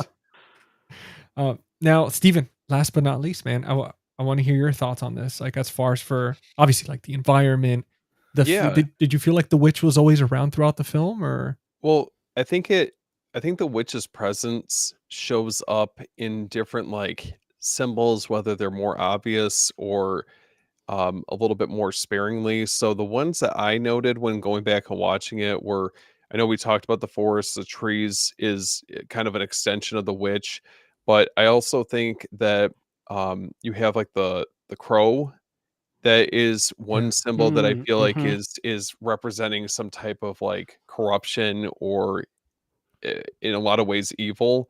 Totally. The use of shadows I think is very symbolic. Trying to see some of the other ones I had written down. So, and I know we touched on this earlier, where the rotting crops, the farm essentially just falling apart. I mean, the crops are decaying, animals are dying. You know, the last thing that I had noted was also the use of milk and blood. Yes. I thought that that was something that I feel like, you know, your take, especially with milk, it's not ever seen as something that, you know, it's intertwined like that. But Eggers definitely goes there in a way that, I don't know, makes you look at milk another way. Dude, and to use live animals like the way they did. I mean, dude, poor Ralph, man, he was injured so many times because of like Black Phillip. And I mean, to be able to incorporate instead of using like CGI or any of that stuff, I mean, it's just I commend to the actors that have to work with live animals. This movie is actually one of my favorite examples when people will say, anytime people try to like blanket criticize CGI as like an inherently bad thing, where they're like, movies like The Witch don't. The Witch has a lot of CGI. There was a good chunk of it in this movie. You just don't notice it, and that's when it's good. Like when they're bloodletting Caleb, when they cut his head, all the blood was CGI going into the bowl. None of that was there. They couldn't get it to work. At the end, when Black Phillip leads Thomason into the barn, there was a dude in a green screen standing there holding Black Phillip because they couldn't get him to cooperate. There's tons of that stuff in this movie. That's hilarious. Freaking Black Phillip, man. Dude, I'm glad you brought that up, dude, because see that right there, there's people that use both a combination of practical effects along with CGI. That's when it's good. And then in situations like this, where it's so subtle, it's so well thought out, not heavily relied on, that like you said, that especially that scene with Caleb, where they tried first before using CGI. And at that point, they're like, well, this is what we're gonna have to do. I mean, dude, I did not know that any of that was CGI. Neither did I. That's incredible. Like that's incredible to know. Yeah, and I mean, he's someone who's clearly like embraced that. Like Nosferatu, they're doing full like cityscapes in CGI. But it's beautiful. It just depends on how you're using it. I can appreciate it a little bit more sparingly, because I think if you're using it in this situation, and Evan, I know you were talking about like the budgetary constraints that they had, but the problem is that there's such an over reliance on it in a lot of movies that I think it's overkill. And I don't know. I think we've all been in a movie where if it's overly used, it kind of ruins the experience. Whereas for this, it's like, okay, you use a little bit here and there, goes a long ways. It doesn't take you out of it. Well, I think too, it's especially how you light the scene when using said CG. Count me out on that. It's how you light the scene when using that CGI is a big proportion. So if you have a CGI heavier movie, if it's lit right, it's going to look right. I think a perfect example is Jurassic Park. That first scene where the T-Rex comes out, that is all CG, and the way it was shot, the low light is the way why it looks so good. I guarantee you, if they had full spotlights on it, like the subject, it would look terrible. Well, I mean, even like the big franchise where people are like, practical effects are back right now with Terrifier. They use CGI too. They blend practical with CG constantly. It's just, you just have to know how to use it appropriately and responsibly. I think that's a main thing. Being responsible with it and having a good story. I think that's a thing too that distracts people from the CGI, because people be surprised that us as film viewers, we're willing to forgive a lot if you're giving us something good, something distracting. I mean, the Witch is so immersive. There's so much going on, so much tension building that you get taken away from the possibility of CGI. You forget. Like, I felt the entire time of watching the film, not once did I think there was CGI used, just because I was so immersed in the story that it just goes to show it's just practicality. I don't think you could ever know. Yeah. I don't think anyone would be able to guess that there was. What, in The Witch? Yeah, no. Dude, I'd be surprised, man, because I'm telling you, especially the scene with Caleb with the blood coming down. Like, I had, like, I wouldn't, it was such a simple thing that I would have never pictured CGI for that. Well, and even knowing that it is, like, every time I've watched it since, knowing that I've tried to look, and like there's nothing I can see there that indicates that it isn't practical. It's very impressive. Revival House, thank you for tuning in. Yeah, thank you. Hey, thank you. Now I've got I got two questions for you guys. They might be a little controversial, not sure. And the only reason I say that, it's because obviously, this film is The Witch remains one of the most divisive modern horror films. It's either you like it, like you love it, or you absolutely hate it. But I never talk to people that actually say, it was good, I enjoyed it. It's always complete polar opposites. What do you think The Witch does that creates that divisiveness? I think I already kind of said what I thought did that. It's a very slow burn film. It has language that requires you to really pay attention and probably watch it a couple of times to like actually understand what's going on in every conversation. And then we also just have people that I think in the modern day we just can't relate to. So for a lot of people, like, if you need to be able to relate to characters, if you want to be able to get personally invested in characters, this kind of movie is going to be probably tough to suck yourself into, just because they're so alien to what we know now. But I think it's the pace, mainly it's the pacing and the language. I would imagine is what does that. Like, not everyone likes slow burn folk horror movies. And that's fine. You got to have variety, right? We can't always agree on everything. It'd be boring if we did. But yeah, I don't know. I think that's what does it. Well, could we say that, as far as for the language in the film, that it's so good and so realistic to, obviously they were using the notes from the old times and stuff like that, that it's hard to really keep up? Do you think they did such a good job with the language that it's hard for even people that love like slow paced films and timepieces, that it's just kind of hard? You're like, damn. Well, and he's doubling down on that too. Yeah. Where, just for anyone, if anyone's watching and the language in this movie or The Lighthouse or whatever was a barrier, I don't imagine it would be for the Northman or Nosferatu as much, but for the first two films, Just so you know, his next movie, Werewolf, is going to be entirely in Middle English, which means subtitles. Everyone's going to watch it with subtitles, or you're not going to understand anything. So it's going to keep going down this route. He's clearly not deterred by the people who aren't into it because of the language barrier. They're gonna have a voiceover option, and it's you just see their mouths moving in Old English or something, and it's gonna be like, "Whoa, yeah, we're kind of screwed with the werewolf." And it's like, I'd imagine it'll just be like the Dacian sequences in Nosferatu. We're just gonna get it subtitled in the release. I mean, I love the fact that Eggers has really carved out his own corner with folk horror, and he's doing something that I don't think any other director is doing right now. And if this is the corner that he wants to carve out for his filmmaking career, I mean, I think between 4 films, he's definitely deserved the right to do so. And I don't know, I'm very excited to see what his legacy ends up being long-term wise with future projects. well, speaking of legacy, Stephen, do you think that this film pretty much cemented itself and created the legacy of helping A24's horror department, like really identify A24 as like a big contender for horror? Or do you think it was a different A24 film that did that? I definitely feel like that this was one of the earlier examples of what the studio was capable of. I mean, this very well could have gone in a much different direction had maybe Eggers not been attached to the project. Yeah. I think getting the right visionary behind the camera for something like this is so crucial, because if this had flopped, I don't know if he would have had the leeway to be able to do more of these films. Yeah, Well, he wrote it as well. So it wasn't something that A24 produced. It was he had production money, and then they just wound up distributing it, which is generally what they do. They don't tend to produce a ton. They're doing more now, but generally they're focused on distribution. But yeah, I mean, I think Hereditary is to thank really for like A24 being like the name in horror that it became.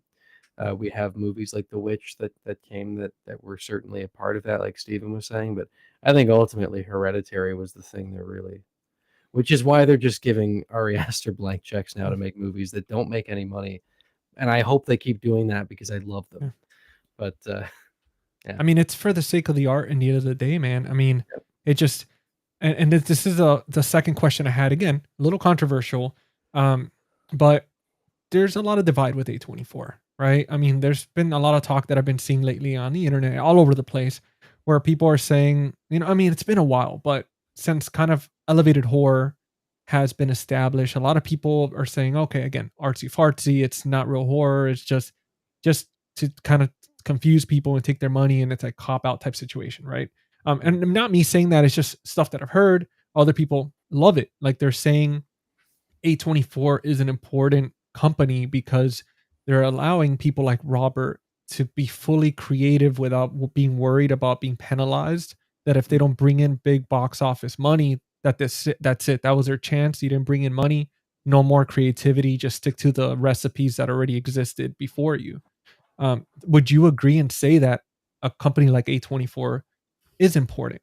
Other companies like them that are allowing these directors to be fully creative, create films like this with just, again, natural candlelight, real animals, authentic, like folk type language, so to speak. And like, what are you guys' thoughts on this? I mean, A24, if you really go back and look at it, I mean, I feel like in a lot of ways they're responsible for not only Eggers and um oh my gosh, who we said Eggers and Astor, but also look at like Alex Garland, for example, or the Safdie brothers, with their first couple films, like David Lowery. Yep. So it's I think that if you didn't have a studio that was willing to take risks with some of these creative talents, like we need that. I'll be honest, like I mean, I think we're kind of getting to that point where there's a little bit more balance with films, but I mean, we were hitting a point where you're getting a lot of like requels, superhero films. You need some sort of balance to balance it out, and not saying that there's anything wrong with those, but I have a deeper level of appreciation for artists that really want to hone in with their vision and the films that they want to create. And I feel like Eggers is probably one of the perfect examples. Yeah, I think the whole idea of and I know where you're getting at with this, the whole elevated horror and does it deserve? I think it does, and because look, I think there's films for everybody, and I think they all deserve their spot. Um, just as much as let's say I might get hate for the Studio Ghibli anime. I'm not the biggest anime guy, Mm-hmm. I'm the same way. But go for it. More power to you. I want those movies to thrive. I know. So, and to go off of what Steve said about A24, I mean, heck, they're even doing they're moving a little bit away from horror. They're still doing horror, but they're really branching out. Look at the Materialist. Yeah. I mean, that's probably one of the more mainstream movies I have seen, from them in a while. It's a rom-com at the end of the day. So, to pin A24 as only this elevated horror company, I don't know about that. I would say Neon is more that than anything. But Yeah. Right now, yeah. Although Life of Chuck they did just put out. I don't know how well that. Oh yeah, that's true. No idea. Well, and I was going through like this long list of A24 films, but I mean they've been responsible for more recently. I feel like the 2020s was really when they hit their stride with a lot of like more diverse movies, but the Filippo brothers with Talk to Me and Bring Her Back, and trying to see who else. There was somebody else I had seen on here that Ty West. Yeah. Ty West, with the the X trilogy, that's again, I mean, how many other studios do you think would be willing to let a director really kind of do whatever he wants to do with his vision? I mean, these are, if you guys look at it, each of them are paying homage to a wide variety of different genres, but they're all very, very different movies. They're not, it's, I just don't really see that coming from your more like straightforward studios. Yeah. I think too that in which Steven here in the comments was saying, completely agree with this. Man, we live in a world now where and it's not trying to sound old or anything, but it's true. We live in a world where now everything is instant. Everything is fast, everything's fast paced. People, I mean, Instagram was an app for photography and it turned into it went from photography. It's no longer really fully used for that. It's all about reels now. Same thing with YouTube. A lot of people don't want to watch videos like this that are like 2-3 hours long. They want to watch quick 60-second clips. They just want the meat and potatoes, but they don't want to know how it was put together. And I think that it's important to have these type of intellectual horror films, because not everything could just be. And again, I mean, me saying this, Nightmare on Elm Street, Friday the 13th, Halloween. These are movies where they're pretty obvious when you're watching them for the most part. You know what's going to happen. Kids are hooking up. It's a death sentence. And not hating on that at all, because I love that. I grew up with that. But Same. I think for our generation, being able to see these films and being able to appreciate the complexity that goes into it, where at the end of it, you feel like you just came out of some maze from The Shining and you're kind of like, holy hell, what a ride.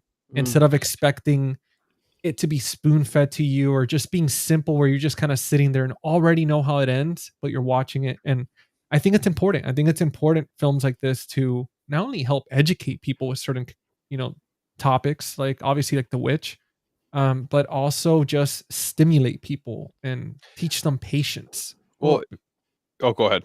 No, you finished. Go say what you were gonna say. No, that was it. Sorry.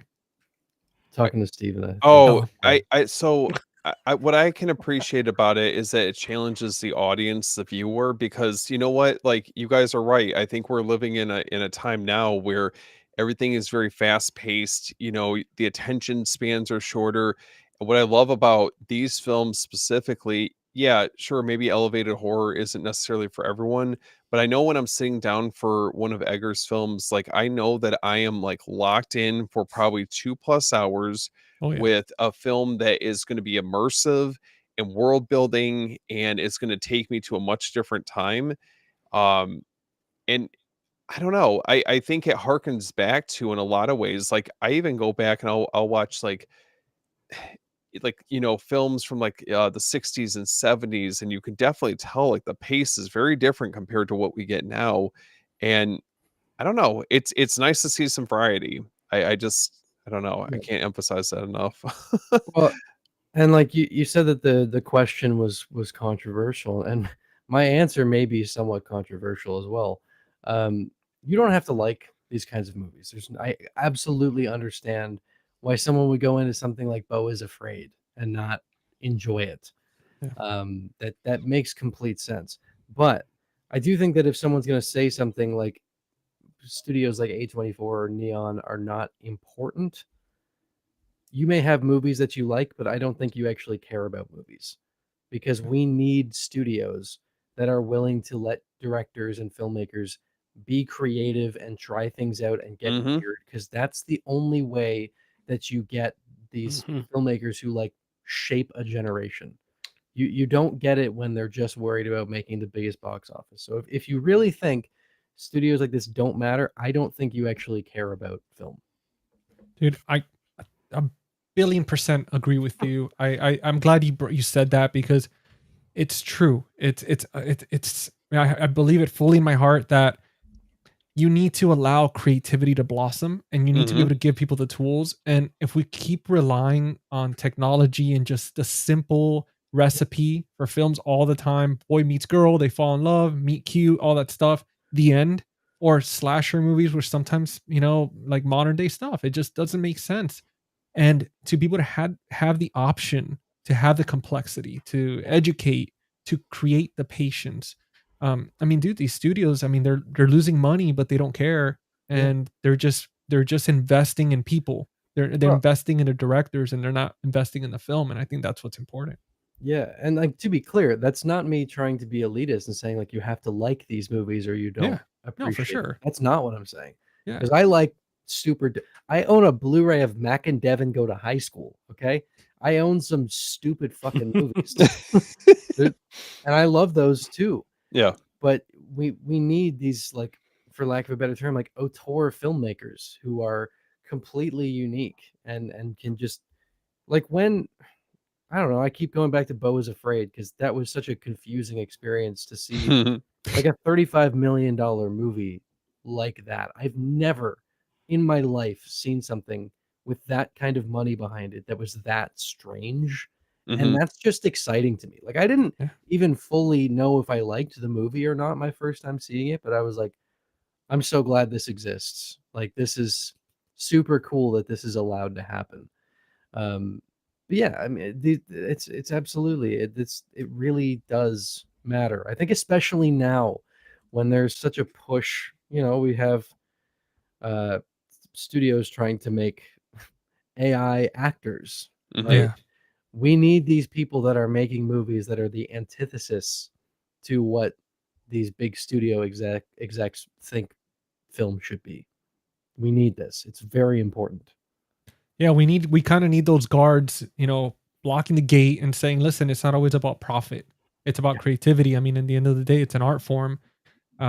Dude, it's, I think, to me, again, films, music, art, literature, they're all supposed to help us as human beings transcend and being able to be immersed, and to go into a movie and walk out confused as shit or moved somehow. That's when they did their job. Either you laughed, you cried, or you just walked out not understanding what you just watched. At the end of the day, the point is to make you feel something. And yeah, I mean, 100%, man. And quick shout out, by the way, Beef Cheeks is back on the streets. Thank you so much for the super chat. I haven't seen you in a while. Dude, we missed you. We were just talking about you at the end of the last episode. We're like, we haven't seen Beef Cheeks. The second coming of Beef Cheeks. There we go. But yeah, he said he's want to pass by. Ari Aster movie. The what? The next Ari Aster movie. There we go. Beef Cheeks. Yeah. Beef Cheeks. I'm waiting for it. Yeah. And also scored the Tron Ares light up popcorn bucket. Dude, that's cool. See, Awesome. Look at this guy. He goes from like the Witch soundtrack to the Tron popcorn light up bucket. See, there could be balance. It all. It's fun. Yeah. Beef Cheeks, I want you to sit there in the dark and listen to the soundtrack while you're just eating popcorn or a snack from that bucket. It's just a perfect blend. Like, I think it's perfect. Well, that's awesome, man. Good to see you, brother. I mean, we missed you, and good to see you hanging out with us. Now, let's move on to, because we're going to be hitting the 2-hour mark soon. I want to jump in, unless there's anything else about the film you guys wanted to talk about before we go into the rapid fire round. Is there anything you guys want to add or dive deep into? That I can think of immediately. Covered a lot of ground. It's good. Yeah. Oh yeah, I love it, man. Like, you see, like with films like this, it goes just more than the film itself, but it just opens that dialogue to get deep and really figure stuff. Like, I know, like my videos sometimes end up like too long. Like, this is a 95-minute movie around that. I think the credits roll around like 90 minutes. And my video on it was over 40 minutes long. So when I spend over half the runtime of the movie talking about it, that's when I'm like, oh, there's a lot to chew on here. Yeah. And how long was your Nosferatu video? That was 1 hour and 37 minutes. Wow. Dude. That took me 2 months to make. That was a lot of work. What are your guys' expectations for his next film? Oh God, don't get me started, man. Don't do that. It's about to be a part 2 to this video. Look, continued. I don't know if you were on when I was saying that I have been predicting his movies for a little while now. Where literally 3 days before Werewolf was announced, I was on a podcast right after Wolfman came out, where we were talking about what our ideal werewolf movie would be. I said I would love to see something like what Robert Eggers did with The Witch, going back to the folklore. Yeah. 3 days later, Werewolf got announced. Because I know, wasn't he was in talks with a couple different projects before? Yeah, like this was finalized. Well, there was Labyrinth, which was interesting. I don't think anyone was expecting to hear that he was working on a Labyrinth sequel. And then he had also talked about wanting to do a Western at some point. There's The Night that he's talked about. There's a Rasputin mini-series that he wants to make, which sounds really interesting. I heard about the Christmas Carol too. So that's the other one I was going to get to, which I think Jordan had mentioned he saw my video of this. After Nosferatu came out, my brother and I were constantly talking about how perfect it would be if Robert Eggers made a Christmas Carol with Willem Dafoe as Ebenezer Scrooge. And so then that got announced, and there's a video on my Instagram of me losing my mind like 5 minutes after the announcement happened. I've never had a reaction like that to a movie announcement ever. I'm so unbelievably excited for that. But Werewolf is going to be dark. We know that. Everyone who has been involved with it, that's the only thing they've said about it, is that it's going to be super dark. We know that it's in the 13th century England, I believe. Okay. 13th or 14th century England. It's entirely in Middle English, which is really interesting. And then the other thing that has me very intrigued is Jaron Blaschke was asked about it, who's the DP. He's been the DP since The Witch. And he said that he felt like they kind of reached the peak of the style they had been doing through his first 4 movies with Nosferatu. And yeah, that movie was unbelievably gorgeous. Oh yeah. And he said that what they're doing visually with this movie has not been done before. Well, that's fascinating. Interesting. And I want to know what that means. I really want to know what that means. I'm like, are they trying to simulate the look of like woodcuts? Like, what are we? Because that's something that's very prevalent with like the era that this film takes place in. If you get really in the weeds, like I am with his stuff, there are photos and some videos of people who have snuck onto the set of the movie that they're currently building. In Wales, in Dartmoor and areas like that. So there are set construction photos and videos out there that you can look at. And there's one image that I'm so curious about, where there's a mirror laying on the ground with a red light beaming on it, and then you can see the camera pointing into the woods. Now, they've used mirrors before a couple of times. They used it in Nosferatu for like reflecting firelight if they wanted, because they wanted to really stick with natural light. But if they needed more, they would get mirrors. And just duplicate it that way. That's incredible. And they've done a lot with light filtering, where they would put like a colored filter in front of the lens of the camera to, for the nighttime scenes in Nosferatu and the Northman, they were putting something in that was literally filtering out all of the red light from getting into the lens, so there's just no red color data in the negative at all. And they did something similar to that for that shot in the lighthouse of him with his hand in the thing where the blood's disappearing from his face. It's because they were intensifying a red light while having a red filter in front of the camera, so the blood looked like it was disappearing, which is super cool. That's crazy. So I don't know what they're doing here. It was a confusing image. I couldn't tell what I was looking at for a little while because of the mirror. I was like, this is like, at first I thought it was a perch up in the trees and they were filming down into the woods, but then I'm like, no, that's not what's going on. I don't know what they're doing. It looks really cool. I could sit here and geek out about it for too long. But it looks sick. I'm extremely excited. It's going to be super messed up because old school werewolf folklore is macabre. It's yeah. I straight up my alley. Because it's going to be so, like, I find it almost concerning that the darkness of this movie is so noteworthy, considering in the first 9 minutes of The Witch, a baby gets turned into jam. Right? So yeah, turned. Yeah. The bar we're working with here is pretty high already. Yeah.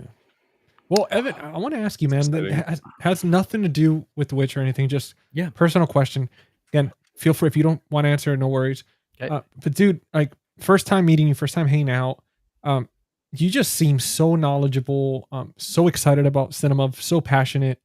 Thank you. Dude, like, do you have like what's your background, man? Like, did you go to school for film? Like what got you into this, like into where you are now, man? I mean, dude, because it's just interesting. It's interesting having this conversation with you. You're a very deep guy, so it's pretty cool. Appreciate that. No, I didn't. I didn't do anything after high school. I went straight into a full-time job. I was managing a music lesson center, and I was doing that up till I went full-time with this last year. But no, I have no like actual. I'm completely unqualified. I'm just a movie nerd. Dude, I don't know about that, man. The stuff that you're talking about. It's like you're shining a light on things. Where I mean, the fact that you care, like you were talking about the mirrors and the light reflecting.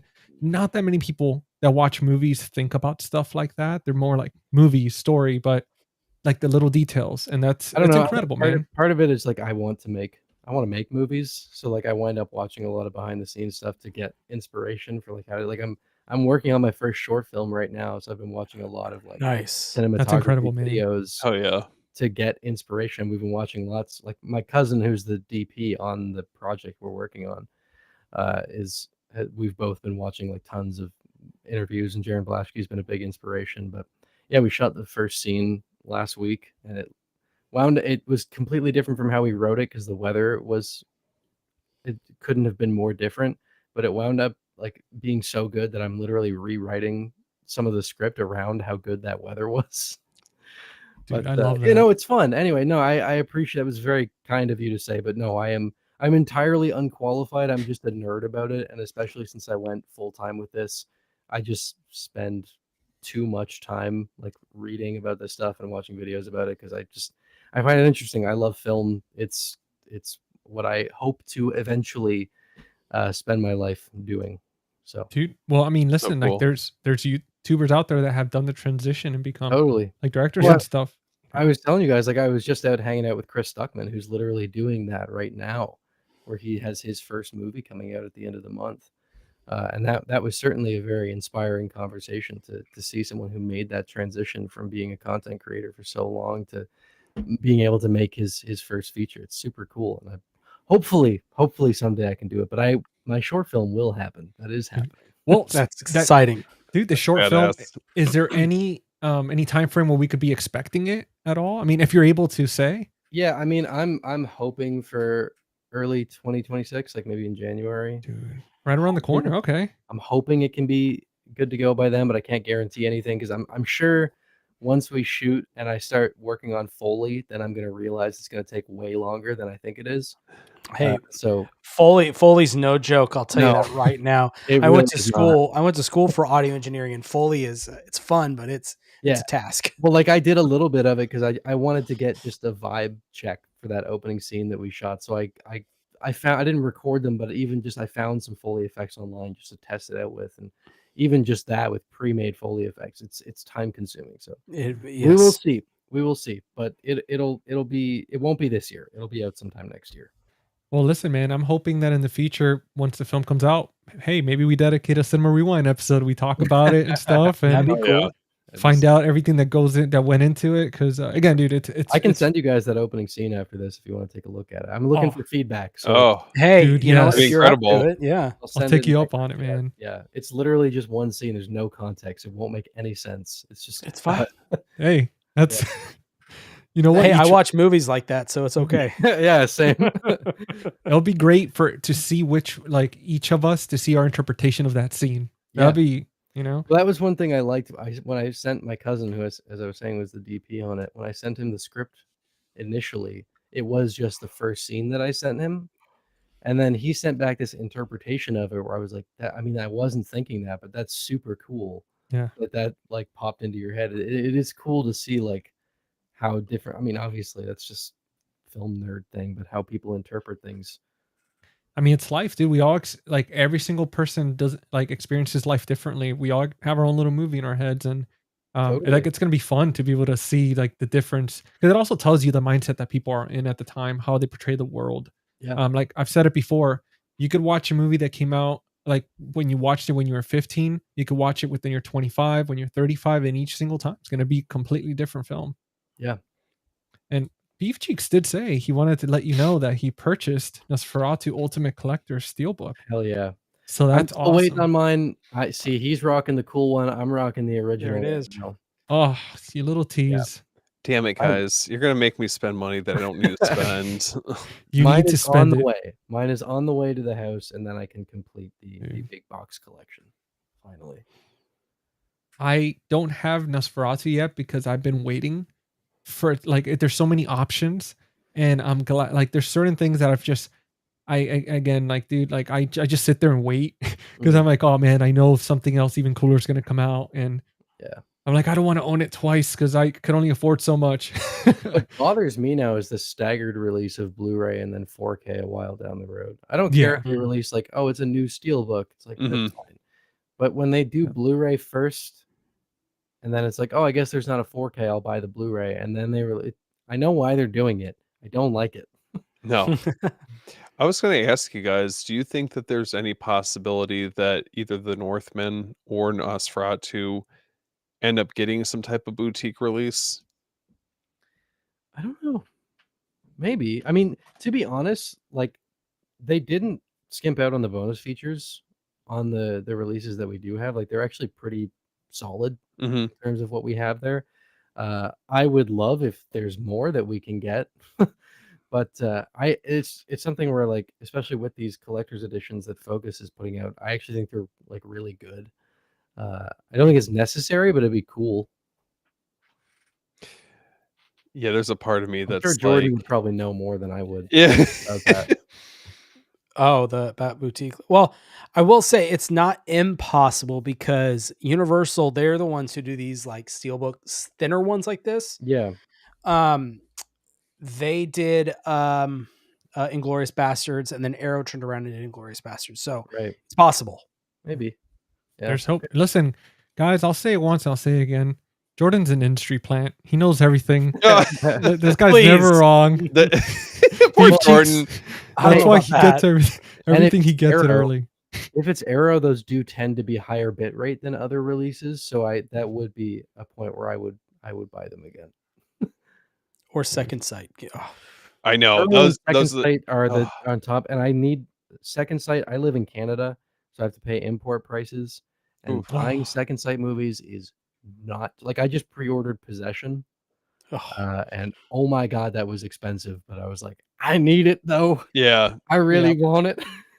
Well, is there a way around that? If somebody let's say one of us, we buy it and they send it to us and we just mail it to you, is there still an import fee? I don't know. I've had some buddies in the US offer that before, but especially now with all the tariff stuff, I don't know how that works anyway. So I don't know if it would wind up being cheaper, but it's the price of importing. It's just part of it. I mean, a Criterion release, I'll pay $70-$80 for single 4K. Wow. Sometimes, yeah, it gets crazy. What see? And people here, you're complaining about prices. I don't want to hear no more complaining about prices. That's right. That's right, Cut guys. that out. This poor man, even during the Criterion sales, he doesn't get to fully enjoy them. Like, I don't even get the Criterion sales, man. There's US only. From what I found, yeah. Dude, I didn't know that. Yeah. Holy crap. It's a shame. It's a real shame. But thankfully, because this is my job, if I talk about it, it can be a tax write-off. There we go. Hey. There we go, man. It's a business. There's a silver lining there. Dude. And just for anybody, if anybody out there is actually watching, sponsor these guys, sponsor the channel, the series, Second Sight. What are you waiting for? Look at us. We talk about you guys stuff we talk about you guys in every episode. We're always wishing for something new or showing off something. We got Jordan over here with all the cool new stuff. I just got a huge box. I got When Evil Lurks and The Coffee Table and House of the Devil. Oh, wow. Something else. Like, come on, guys. Show some love. There we go. Yeah. I mean, talk about a freaking watch, like a binge watch, dude. All those freaking movies. When I arrived, I was like, what, am I trying to give myself, am I trying to wind up in a psych ward? Coffee Table is the most stressful thing I've seen in my life. Oh my gosh, that movie. It's a great movie, but oh my God, it's hard to watch. Dude, it's rough. I picture you walking out after all 3 films, you're just pale and just confused and.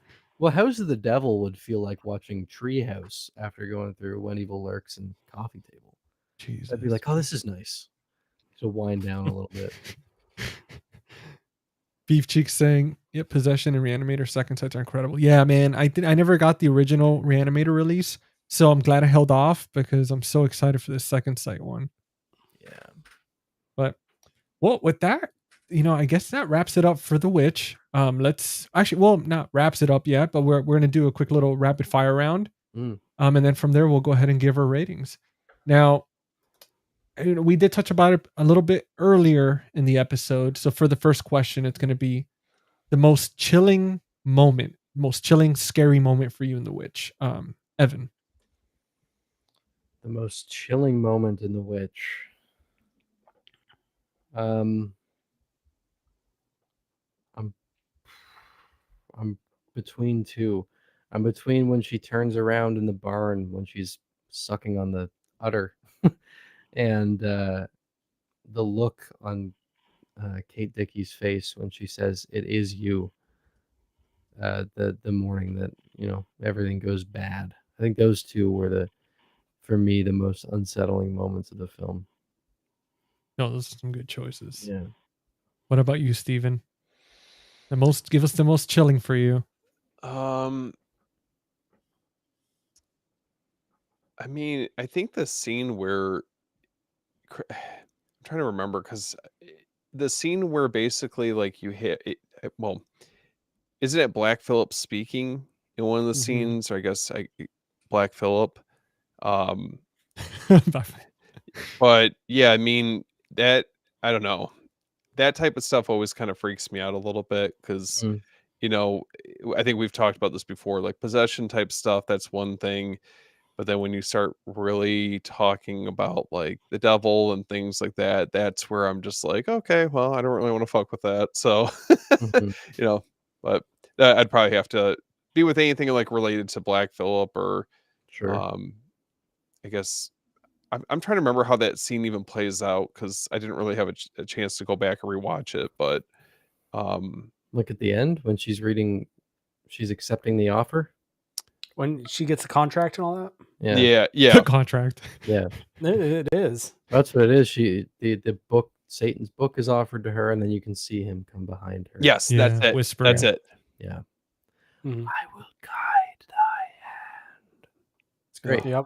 Oh, you're gonna scare Steven. You give him nightmares. Don't do it. Yep. He's gonna hear some footsteps or something. He's like, "Yep, nope." What about you, Jordan? Yep, it's that scene. The whole contract signing scene when Black Phillip approaches her from behind.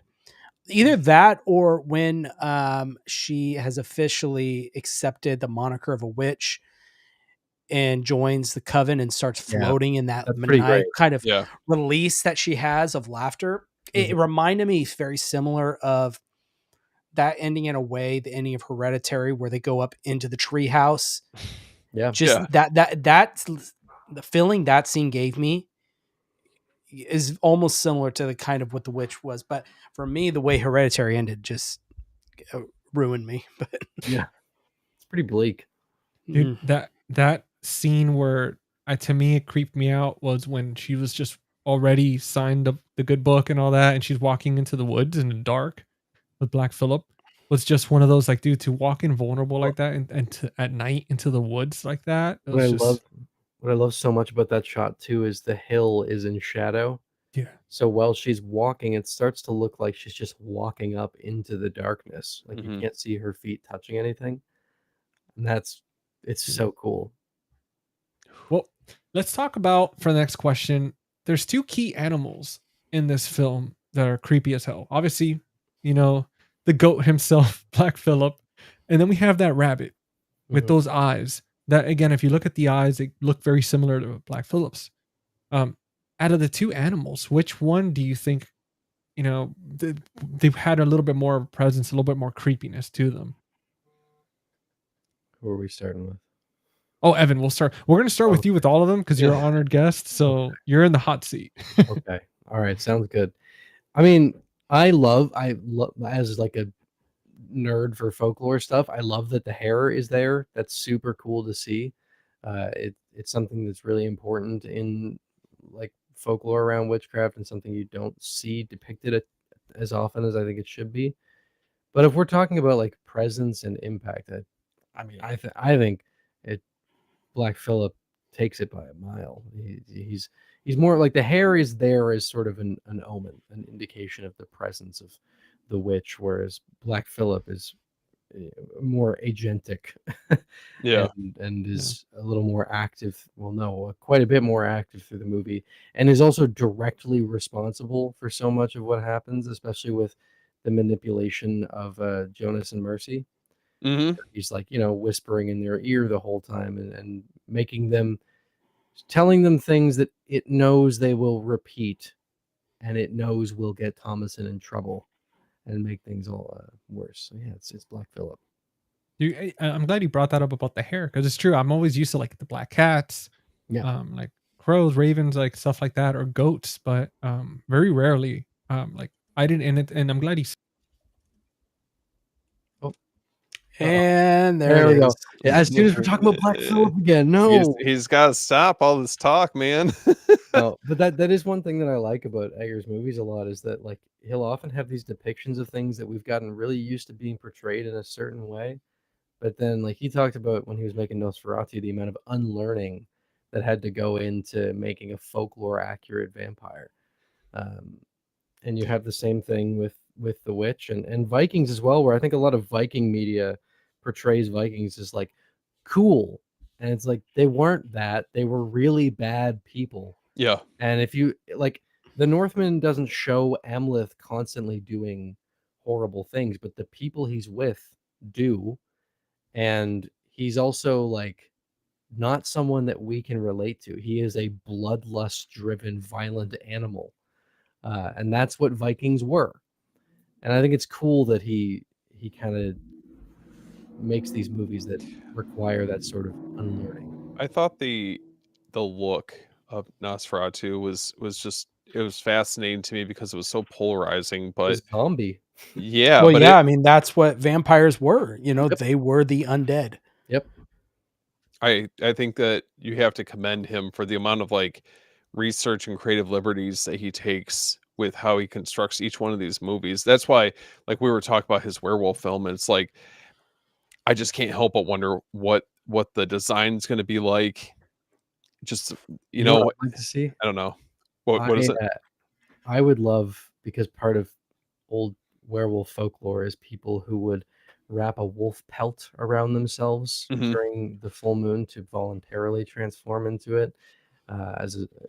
Obviously, it was like a form of satanic worship.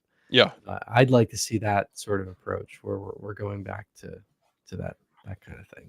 I mean, I'm sure that he is going to be doing a deep dive into a lot of that. I think that. Well, has me so optimistic. I am of the opinion, I think I'm going to really like Werewolf. It sounds right up my alley. But I also think that this has the potential to be his most divisive movie, like by far, because of the language and because, well, Nosferatu was a different depiction of a vampire. I think werewolves have changed more than vampires have in the way we're used to seeing them. It's going to be tough. I think there's a chance that this movie gets really hated.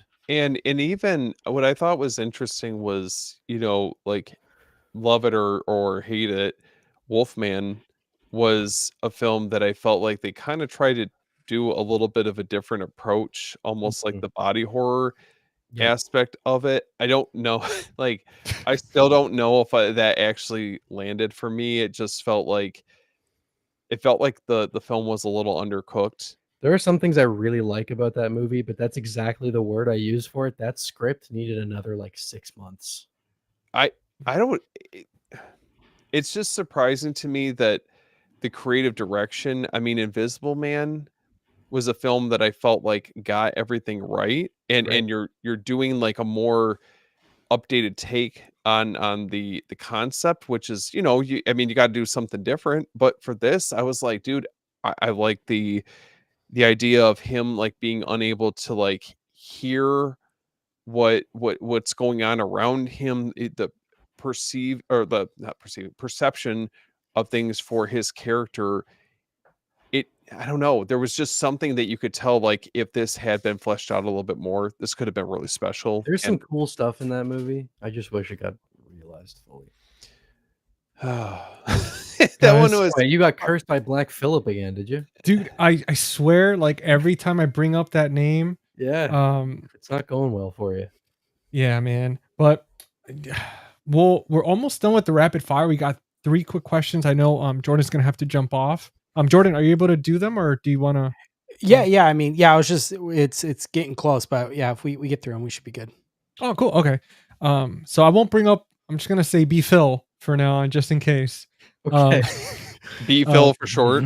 There you go. So I want to talk about the 1600s. Do you guys think that you would survive a week in New England 1600s in the particular setting? Hell no. No. Not a chance in hell. None of us are designed for that anymore. There's a couple people who would probably figure things out, but like, no. Yeah. I think our stomachs alone, we just drink like water from the creek, needed diarrhea. Like, well, that's the thing. As soon as we get unfiltered water, we're gonna die. No, I wouldn't survive. I don't think I'd survive. Well, I think in unison. There we go. All right. Well, now let's talk about the scariest thing of the film. Right? Would you consider the isolation or the religious guilt? Like, which one do you think was more scarier in the film? I find solitude peaceful. To me, the idea and the depiction of religious guilt in this film has always been really upsetting. Like I mentioned that conversation he has with Caleb early on in the film, where they're talking about original sin, which is always an idea that like bothered me. And so to see it talked about in such a not like callous way, but in like, this is real, and Sam might be in hell and we don't know. I'm like, that's fucking scary. So to me, it's the religious guilt. Yeah, I'd have to echo that. It feels like it's a very warped perception on what I would say more of a modern view of religion is. And it just robs you of your life. Yeah, like perspective is so sad. And it's just taken to such an extreme that I feel like it really, really hurts the entire family across the board. So I mean, thankfully we're, for the most part, it's not like that now, but I can imagine back then, I mean, people lived and died by their beliefs, especially when it came to religion. Oh God. I think I got him again. No. Did we lose him again? No. God, all right. I'll answer mine real quick. I think religious, that whole thing, because look, to tear down what you fully believe in yourself and what you believe in, and for someone to basically use that as the catalyst to do whatever, I think is very scary. Mm-hmm. Well, Jordan, before you go, obviously I want you to promote yourself real quick. As usual, I want to ask you one last question for you, okay? Would thou love to live deliciously? Yes or Hell no. There we go. But no, dude, let everybody know, because before either I lose connectivity again or you know, I gotta go. Black Phillip's after me. Go ahead and let everybody know what you're working on. Promote the hell out of the movie room. I'm gonna put this on here and go for it, brother. Yeah, the movie room. I'm partnering with them, and it's an awesome husband and wife small business physical media shop. So go check them out. You use that, save yourself 10% off your first order. But yeah, over on the Movie Den, we're just a full swing spooky season right now. So I've been going through top 10 Halloween recommendations, going through each label. That's what I'm doing right now. Knee deep or neck deep actually in preparing for something really big that's coming at the end of this month. So I'm sure you guys might have kind of got wind of some of it, different stuff posts on Instagram. So stay tuned for that. It's a big undertaking. So really, really excited for that. It's going to be, I'll just say it's a whole week of fun. Let's just say that. And it's going to be really awesome. But other than that, I just got this in today. So be on the lookout for a review for this guy. I love that movie so much. The Curse of Frankenstein. This just showed up. So excited to dive into. Look, what Hammer Horror is doing with their releases, I think are incredible. And I hope they continue these type of releases next year, because I really want a Dracula. That movie has my favorite depiction of Dr. Frankenstein. Okay. Love it. Peter Cushing is so good. Hell yeah. In that movie. Yeah, I mean, you have Peter Cushing and Christopher Lee. I mean, what more could you ask for? Pretty great. I don't love the monster in that movie, but Dr. Frankenstein is on point. There you go. But yeah, that's about all I have going on. I'm doing a 31 Nights of Halloween. We're obviously in it right now, about halfway through. So if you guys go on my Instagram, in my bio, there's a PDF download link in there. You can download the calendar for yourself. Tonight we're watching Hereditary. So actually, funny enough, The Witch was Sunday night. So, and last night, what did we watch last night? Last night was Haunt. So we're so close, JC. Awesome. Right there. There you go. Go there. Right where I am. Right there. There we go. There you are. So that's what I got going on, guys. Jordan, before you go, Letterboxd. This movie has 4 out of 5 stars. What are you giving it? Do I give a 5 out of 5? I've given 5 out of 5 for me. I love this movie. I think this is a masterpiece. I think it checks every single box you could possibly check. And for it to be Robert Eggers' just directorial debut, just going out the gate swinging, 5 out of 5 for me. I think it's a perfect movie. Can't complain. Guys, if you haven't seen it, you got to watch it. I mean, this man gave it a 5-star, so. I did. Dude, I love it. Yeah. Well, brother, right, guys. Thank you for joining us, man. You have a good night. Love you, buddy. Yep. Yeah. Take care, guys. Hey, Jordan. Guys, see you guys later. Yeah. Later, brother. Beef Cheeks was saying he had to go too earlier. He had work in the morning, but Beef Cheeks, I know you're not watching this now. You're watching the recording, but dude, thank you so much for joining us. Yeah, thank you. Now, we just had 2 quick rapid fire round questions. Sure. And then we're almost all set, guys. As for Anya Taylor-Joy's best role, right? A lot of people are saying this is her best role. Would you agree, or is there another film that you would say it's her best role? I love her in The Menu. That was a good so movie. Much. I would say The Menu and The Northman are my 2 favorite Anya Taylor-Joy performances. I may ultimately go with The Northman, just because the scene at the end of the movie of her calling the wind to the sails of the boat is so goddamn cool. And I mean, Unga of the Birch Forest as this like mystical magic lady. It's just, I love that kind of shit. Yeah, Northman or The Menu, I think, would be my favorite roles of hers. Oh, it's got to be. Did he freeze again? I think so. This guy can't catch a break. I swear, I would have to probably go with the Northman though. Yeah. This would be a close second. You can obviously tell she's not as seasoned at this point, but I think the role for this movie works so well to her. Yeah. Like, where she's at. But yeah, the Northman, just by a wide margin. I'm curious to see if she is going to be, is she attached to a werewolf? Not yet. Okay. We have Lily Rose Depp, Aaron Taylor Johnson, and Willem Dafoe. I like it. Yeah. Nice. Man, I gotta say with Anya that. Oh no. Yeah, it's been interesting to see her career develop. Yeah, for sure. Well, and it was cool in the Northman too, because obviously she wasn't in the Lighthouse, and the Northman was like 7 years after The Witch, so she had a lot of time to kind of season herself as an actor. And I think her character in that movie too, it's not just her performance, that character is so awesome. Oh yeah. I mean, the Northman, easily his most underrated movie.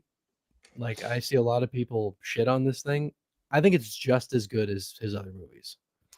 Oh, I agree wholeheartedly. Sometimes it's my favorite. Do you see a situation where he ever pairs back up with Robert Pattinson for a film? I hope so. I know that Robert Pattinson kind of just wants to make like really weird shit right now, which is why Eggers sent him the Lighthouse script. I would love to see them. I mean, The Lighthouse is one of my most quoted movies, probably the movie that I quote the most. Yeah, very quotable. Like my brother and I tell each other that we smell like curdled foreskin all the time because of that movie. So okay, yeah, I mean, I'm down with it.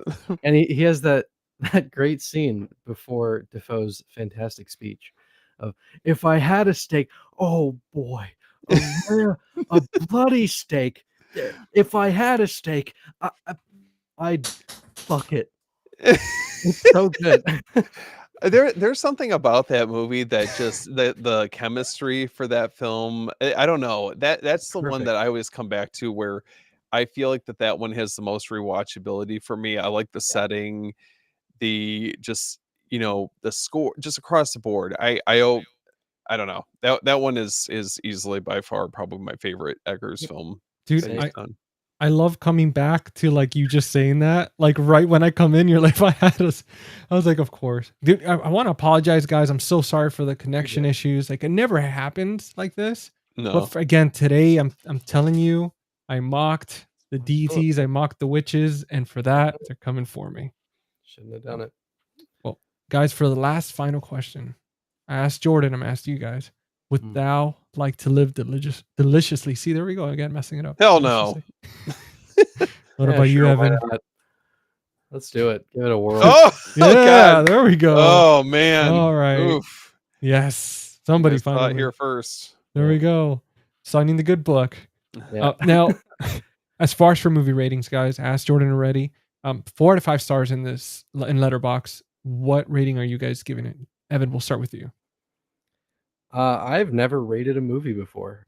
So really? Yeah, I think it's not in my format of video. Like I do like long form video essays. So to me, in my head, I'm like, man, if at the end of my 40-minute video, I haven't made my point clear enough, I think I have to go back and rewrite some stuff. But I don't know. I also find it so difficult because like a 5 out of 5 can mean so many. Like, are we talking entertainment? Are we talking quality? Like it means so I guess different things.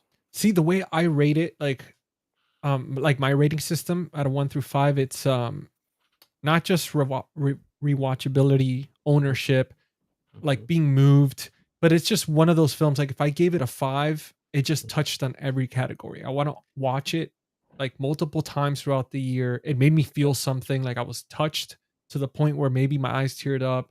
I just felt like it's an important piece in history that needs to be preserved. So for me, like a 5 would be something like that. I would, okay, then with that criteria, I would certainly consider The Witch a 5. However, okay, I'm going to say a 4 because with Eggers' films since then, and hearing him talk about it, there's a lot in the movie where I can tell he didn't get to fully realize what he wanted to do with it. Mm-hmm. And there are certain things where I'm like, but if like it's a 5, but if it was shot on film, it would be even better. Yeah. And it's a 5, but if he was able to shoot in the winter time like he wanted to, and if he was able to get the location he actually wanted to get, then this could be like. So Yeah. I'm like, yes, this movie matches that criteria, but I also think that there's a lot that he wanted to do with it that never got done. And so I like to leave some room there. No, it's important, man. It really is. I mean, I'm right there with you. I think as far as for the film itself, I thought it was a hard 4. I almost said a 4.5. But it's definitely there. Especially taking into account where it wasn't fully created and in like the way the director envisioned it. If not, then at that point probably would have ended up being a 5. But it's still an important film that should be studied. I mean, between the research that went into it, the simplicity of just candlelight, everything. It's just Absolutely. it's I mean, I wouldn't be surprised if one day a film like this ended up in Criterion Collection. Like it's so good. Totally. But what about you, Steven? What are you giving this bad boy? I'd have to give it a 5, and just for the sheer fact of just how impactful this movie is. It's doing something very much different for the time that it was released. It's Robert Eggers' debut film. I have to say that, I mean, he has probably a stronger debut film than a majority of the other directors that Ridiculous. like I'm trying to think back at like some of the directors that I really like admire and appreciate. I don't think that they have as strong of a debut compared to his, so I think based on that, that's kind of why I wanted to elevate it up a little bit higher. And I just adore the film. Like it's one that I think is very important for the time that it was released and even till now. The only other 2 I can think of, like, recently speaking, I would say, yes, Eggers had an insane debut. I think Ari Aster with Hereditary was, like, a ridiculous way to break out into the scene. And I would also say, because I think this movie is just as good as, like, The Witch and Hereditary, and it doesn't get talked about as much as they do, is Rose Glass with Saint Maud, which was her directorial debut. Oh, And yeah, that that's right. movie blew my fucking mind. So, like, those 3 to me, Ari Aster, Robert Eggers, and Rose Glass, in terms of recent filmmakers, are the most impressive debuts. That's a good choice. Some good choices, man. Now, I mean, that's it for the movie rating. I'm gonna do a quick little outro, and then I'm gonna pass it on to you guys to kind of, promote anything that you got going on. I want to highlight sure. you guys. Now, that pretty much wraps up episode 19 of Cinema Rewind. We face the force, the fear, and the forbidden. The Witch from 2015 remains one of A24's most chilling and thought-provoking horror films. Now, obviously, if you're watching this film, I mean, not this film, but if you watch this episode, you made it to the end. There's a lot of conversation piece around this film. I mean, Evan has a video breaking everything down, so go check that out as well. But I want to say again, as usual, huge thank you to my co-host Jordan from the Movie Den. Again, congrats to getting to 1,000 subs. I mean, not subs, followers. He already has over 1,000 subs. And Steven, dude, thank you so much, man, for joining me as always. I'll make sure to check him out after our video. And to our very special guest, Evan, dude, it's been an absolute pleasure meeting you like this. Like, it's awesome that first time interacting got to be on this episode and getting to know you a little bit better. And definitely want to have you back, man. I mean, again, I'd love to. Yeah, this was awesome. We'll have to do the lighthouse next. Dude, there we go. I'll be even more excited to do that one. Well, you know what, dude, just for you, you know what, we'll do it. We'll make it happen. We'll eat lobster on the live stream. Let me know. Well, that movie was actually shot just a couple hours away from where I live too. No way. So, yeah, it's a local production to me. So oh my god, like homely thing there. Well, incredible, dude. Yeah. We'll get it done, man. And guys, again, go check out Evan at Rocklin Graves for joining us in this descent into darkness. If you're watching this episode, obviously YouTube, if you're watching it at my channel or any of the other guys' channels, make sure to subscribe, follow, like, whatever, comment if you enjoyed this, if you have your thoughts on The Witch. I mean, if you enjoyed the content, we want to earn your subscription. So, if you enjoyed it, make sure to do that. It'll keep you also notified every week, every Tuesday at 9 p.m. Eastern time. We do these episodes. Unless anything changes, we'll let you know ahead of time. But guys, take it away. Evan, let everybody know if you got anything you're working on. Highlight your channel yourself. Anything you got to say. Yeah, I mean, I do weekly video essays on my channel basically about various horror films. I've been trying to diversify a little bit and do some non-horror stuff as well. But yeah, I just love to talk about film. I do like they're generally anywhere from like 20 to 40 minutes on average, unless it's Nosferatu, and that was an hour and a half long. But yeah, no, I like to get real nerdy about film on my channel, and I yap for probably longer than I need to, but it's fun. So if that sounds up your alley, obviously we're currently working through October. I just put up a video on scary stories to tell in the dark. Nice. And I'm working on The Woman in Black and Cobweb now. Okay. To close off Spooky Month. And I actually I have a collab with Dr. Wolfula. Oh, nice video, which is super exciting to me because he was my biggest inspiration for YouTube. But now we're doing something fun for the Cobweb video that I'm looking forward to. So dude, that's about it for me. That's awesome, man. That's the thing with this community. You never know who you're going to end up collaborating with. And horror sometimes you end up the best, dude. Dude, you're watching certain people, next thing you know, you're hanging out with them, and it's just totally. Awesome, Killjoy Jake I mentioned earlier, I was watching him for years, and now we're friends. Like, he has my phone number. Right, we're always texting, and it's super cool to have that kind of thing. Cody Leach was another one where like I watched Cody for years, and now Cody and I talk to each other. It's fun. The horror community is awesome. The content creator space, there's no like competition. It's very, very welcoming, and that's been super cool. Dude, we all share the common passion to preserve physical media, preserve film and cinematography and all that good stuff. Have either of you guys been on Sledgehammer Horror yet? No. You will be. He gets everyone. That's cool. Yeah, so his name's Ken and Ashley. They have a channel called Sledgehammer Horror, and I always describe them as like common grounds for horror content creators. They've had everyone you could imagine on their show called My First Horror Movie, where you go on and talk about the first horror movie that you saw and how it impacted you. And they have all these various shows, but they're like the sweetest people you'll ever encounter. That's and if you're going to be creating in the horror space for any amount of time, you'll wind up on My First Horror Movie. And sick. You should absolutely do it. I'll reach out to Ken because you guys should get on there. Dude, thank you, man. I appreciate that. Thank you. Yeah. Now, Steven, what about you, brother? Red carpet's out. You guys can find me at After Hours Video on all social media. So I'm doing a giveaway on Halloween, so the winner will be announced afterwards. So the criteria for it's on my Instagram, but I'm giving away a Nightmare on Elm Street DVD box set for anyone that's interested in entering in that giveaway. Outside of that, you guys know I'm a co-host on Beyond the Blood with Chris, Bearded Film Guy. We recently did an episode with Anthony Cousins, director of Frogman, so that was really fun. Yeah, and then we actually just wrapped up an interview that we did, kind of like an oversized sleepaway camp special with Catherine Kami, Karen Fields, and Tom Vandell. So we're super pumped for that. So be on the lookout for that. Outside of that, I'm doing an After Dark live stream tomorrow at 9 p.m. Eastern time with Daniel from the Cobwebs channel. Oh, Daniel's great. Yeah, so I'm super excited for that, and I'll be at Scarefest this weekend. So if you guys happen to be in Lexington, Kentucky, come hang out with me. Nice. Go hang out with this guy, guys. I mean, Steven's one of the best. I mean, I've known you for, dude, I want to say, like, it's been a minute, dude. It's been, it might be pushing pretty soon, close to a year. I would say like 10 months or something.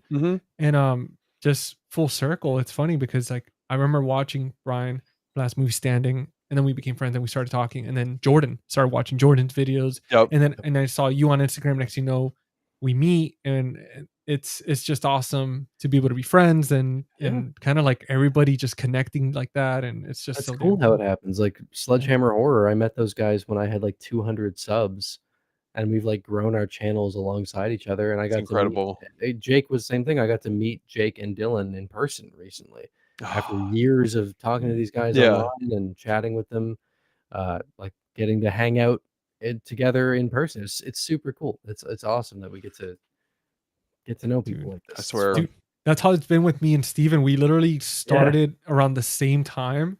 And like we've seen each other's like subscriptions and stuff, and we're just like, dude, like hell yeah. I know. It's exciting. It's been awesome to share that, man. It really is. It's one of those, I'll take this quote from Into the Wild. It's like life is about like sharing experiences with others. Oh yeah. And it just makes it so much sweeter being able to grow with like people you care about and friends and stuff like that. Absolutely. But guys watching, again, check out these guys. If you haven't subscribed already, go ahead and subscribe and all that. So make sure to support them. As for me, if you're watching on Face the Movies and you're not subscribed, make sure to subscribe. If you keep coming back, and if you're watching a different channel, come on by, check out some of the content. I have a little bit of everything going on. Again, this series is every week, and then I do have a podcast that I'm a co-host with my buddy Lee from Cinema Whiplash. It's every Friday. It's the podcast's name is Friday Night Fright Night, which every Wednesday we record talking about a specific horror movie. We go a little bit in depth, talk about some funky stuff, what we enjoyed, what we didn't. We rate the film. Ton of fun, ton of laughs. It's pretty Wild West with us on that podcast. And every Friday we have a fresh episode for you. I also have the video format on YouTube on my channel, and Spotify and Apple Podcasts. We have the audio for you. Besides that, thank you, Steven, for reminding me about my giveaway that I've got going on. Dude, I completely kind of important. Yeah, kind of important. I got 2 giveaways, guys. Check out my Instagram at Face the Movies. Very active on there. I'm giving away the 4K Ninja Turtles box set. Thanks to my lovely people. Dude, it's so excited for that. My first big giveaway. The first giveaway in general. But with Valoria Video, partnered with them on it. When I get to 500 subscribers, we'll be giving that away live. Nice. And then next Tuesday's episode, I'll be giving away this Like, Comment, and Survive book. Hell yeah. All you got to do is check out that reel on Instagram. Make sure to follow me on there and follow Tim from the Dread Broadcast. He's actually the author of this book. So if you like found footage, horror, so cool. You'll win this copy. I'm going to announce it during Cinema Rewind next week. But besides that, that's it, guys. I mean, thank you so much for your support, showing up every week, hanging out with us. Again, Evan, thank you so much for hanging out. Cannot wait to have you back on. Steven, love you, buddy. Love you too, man. And guys, Evan, stay on for just a sec after we cut off. But besides that, that wraps everything up. Till next week, guys, beware of the woods and don't go wandering around naked in nature. It's going to get weird. Yeah. But we'll see you on the next one, guys. Speaking from experience. Yeah.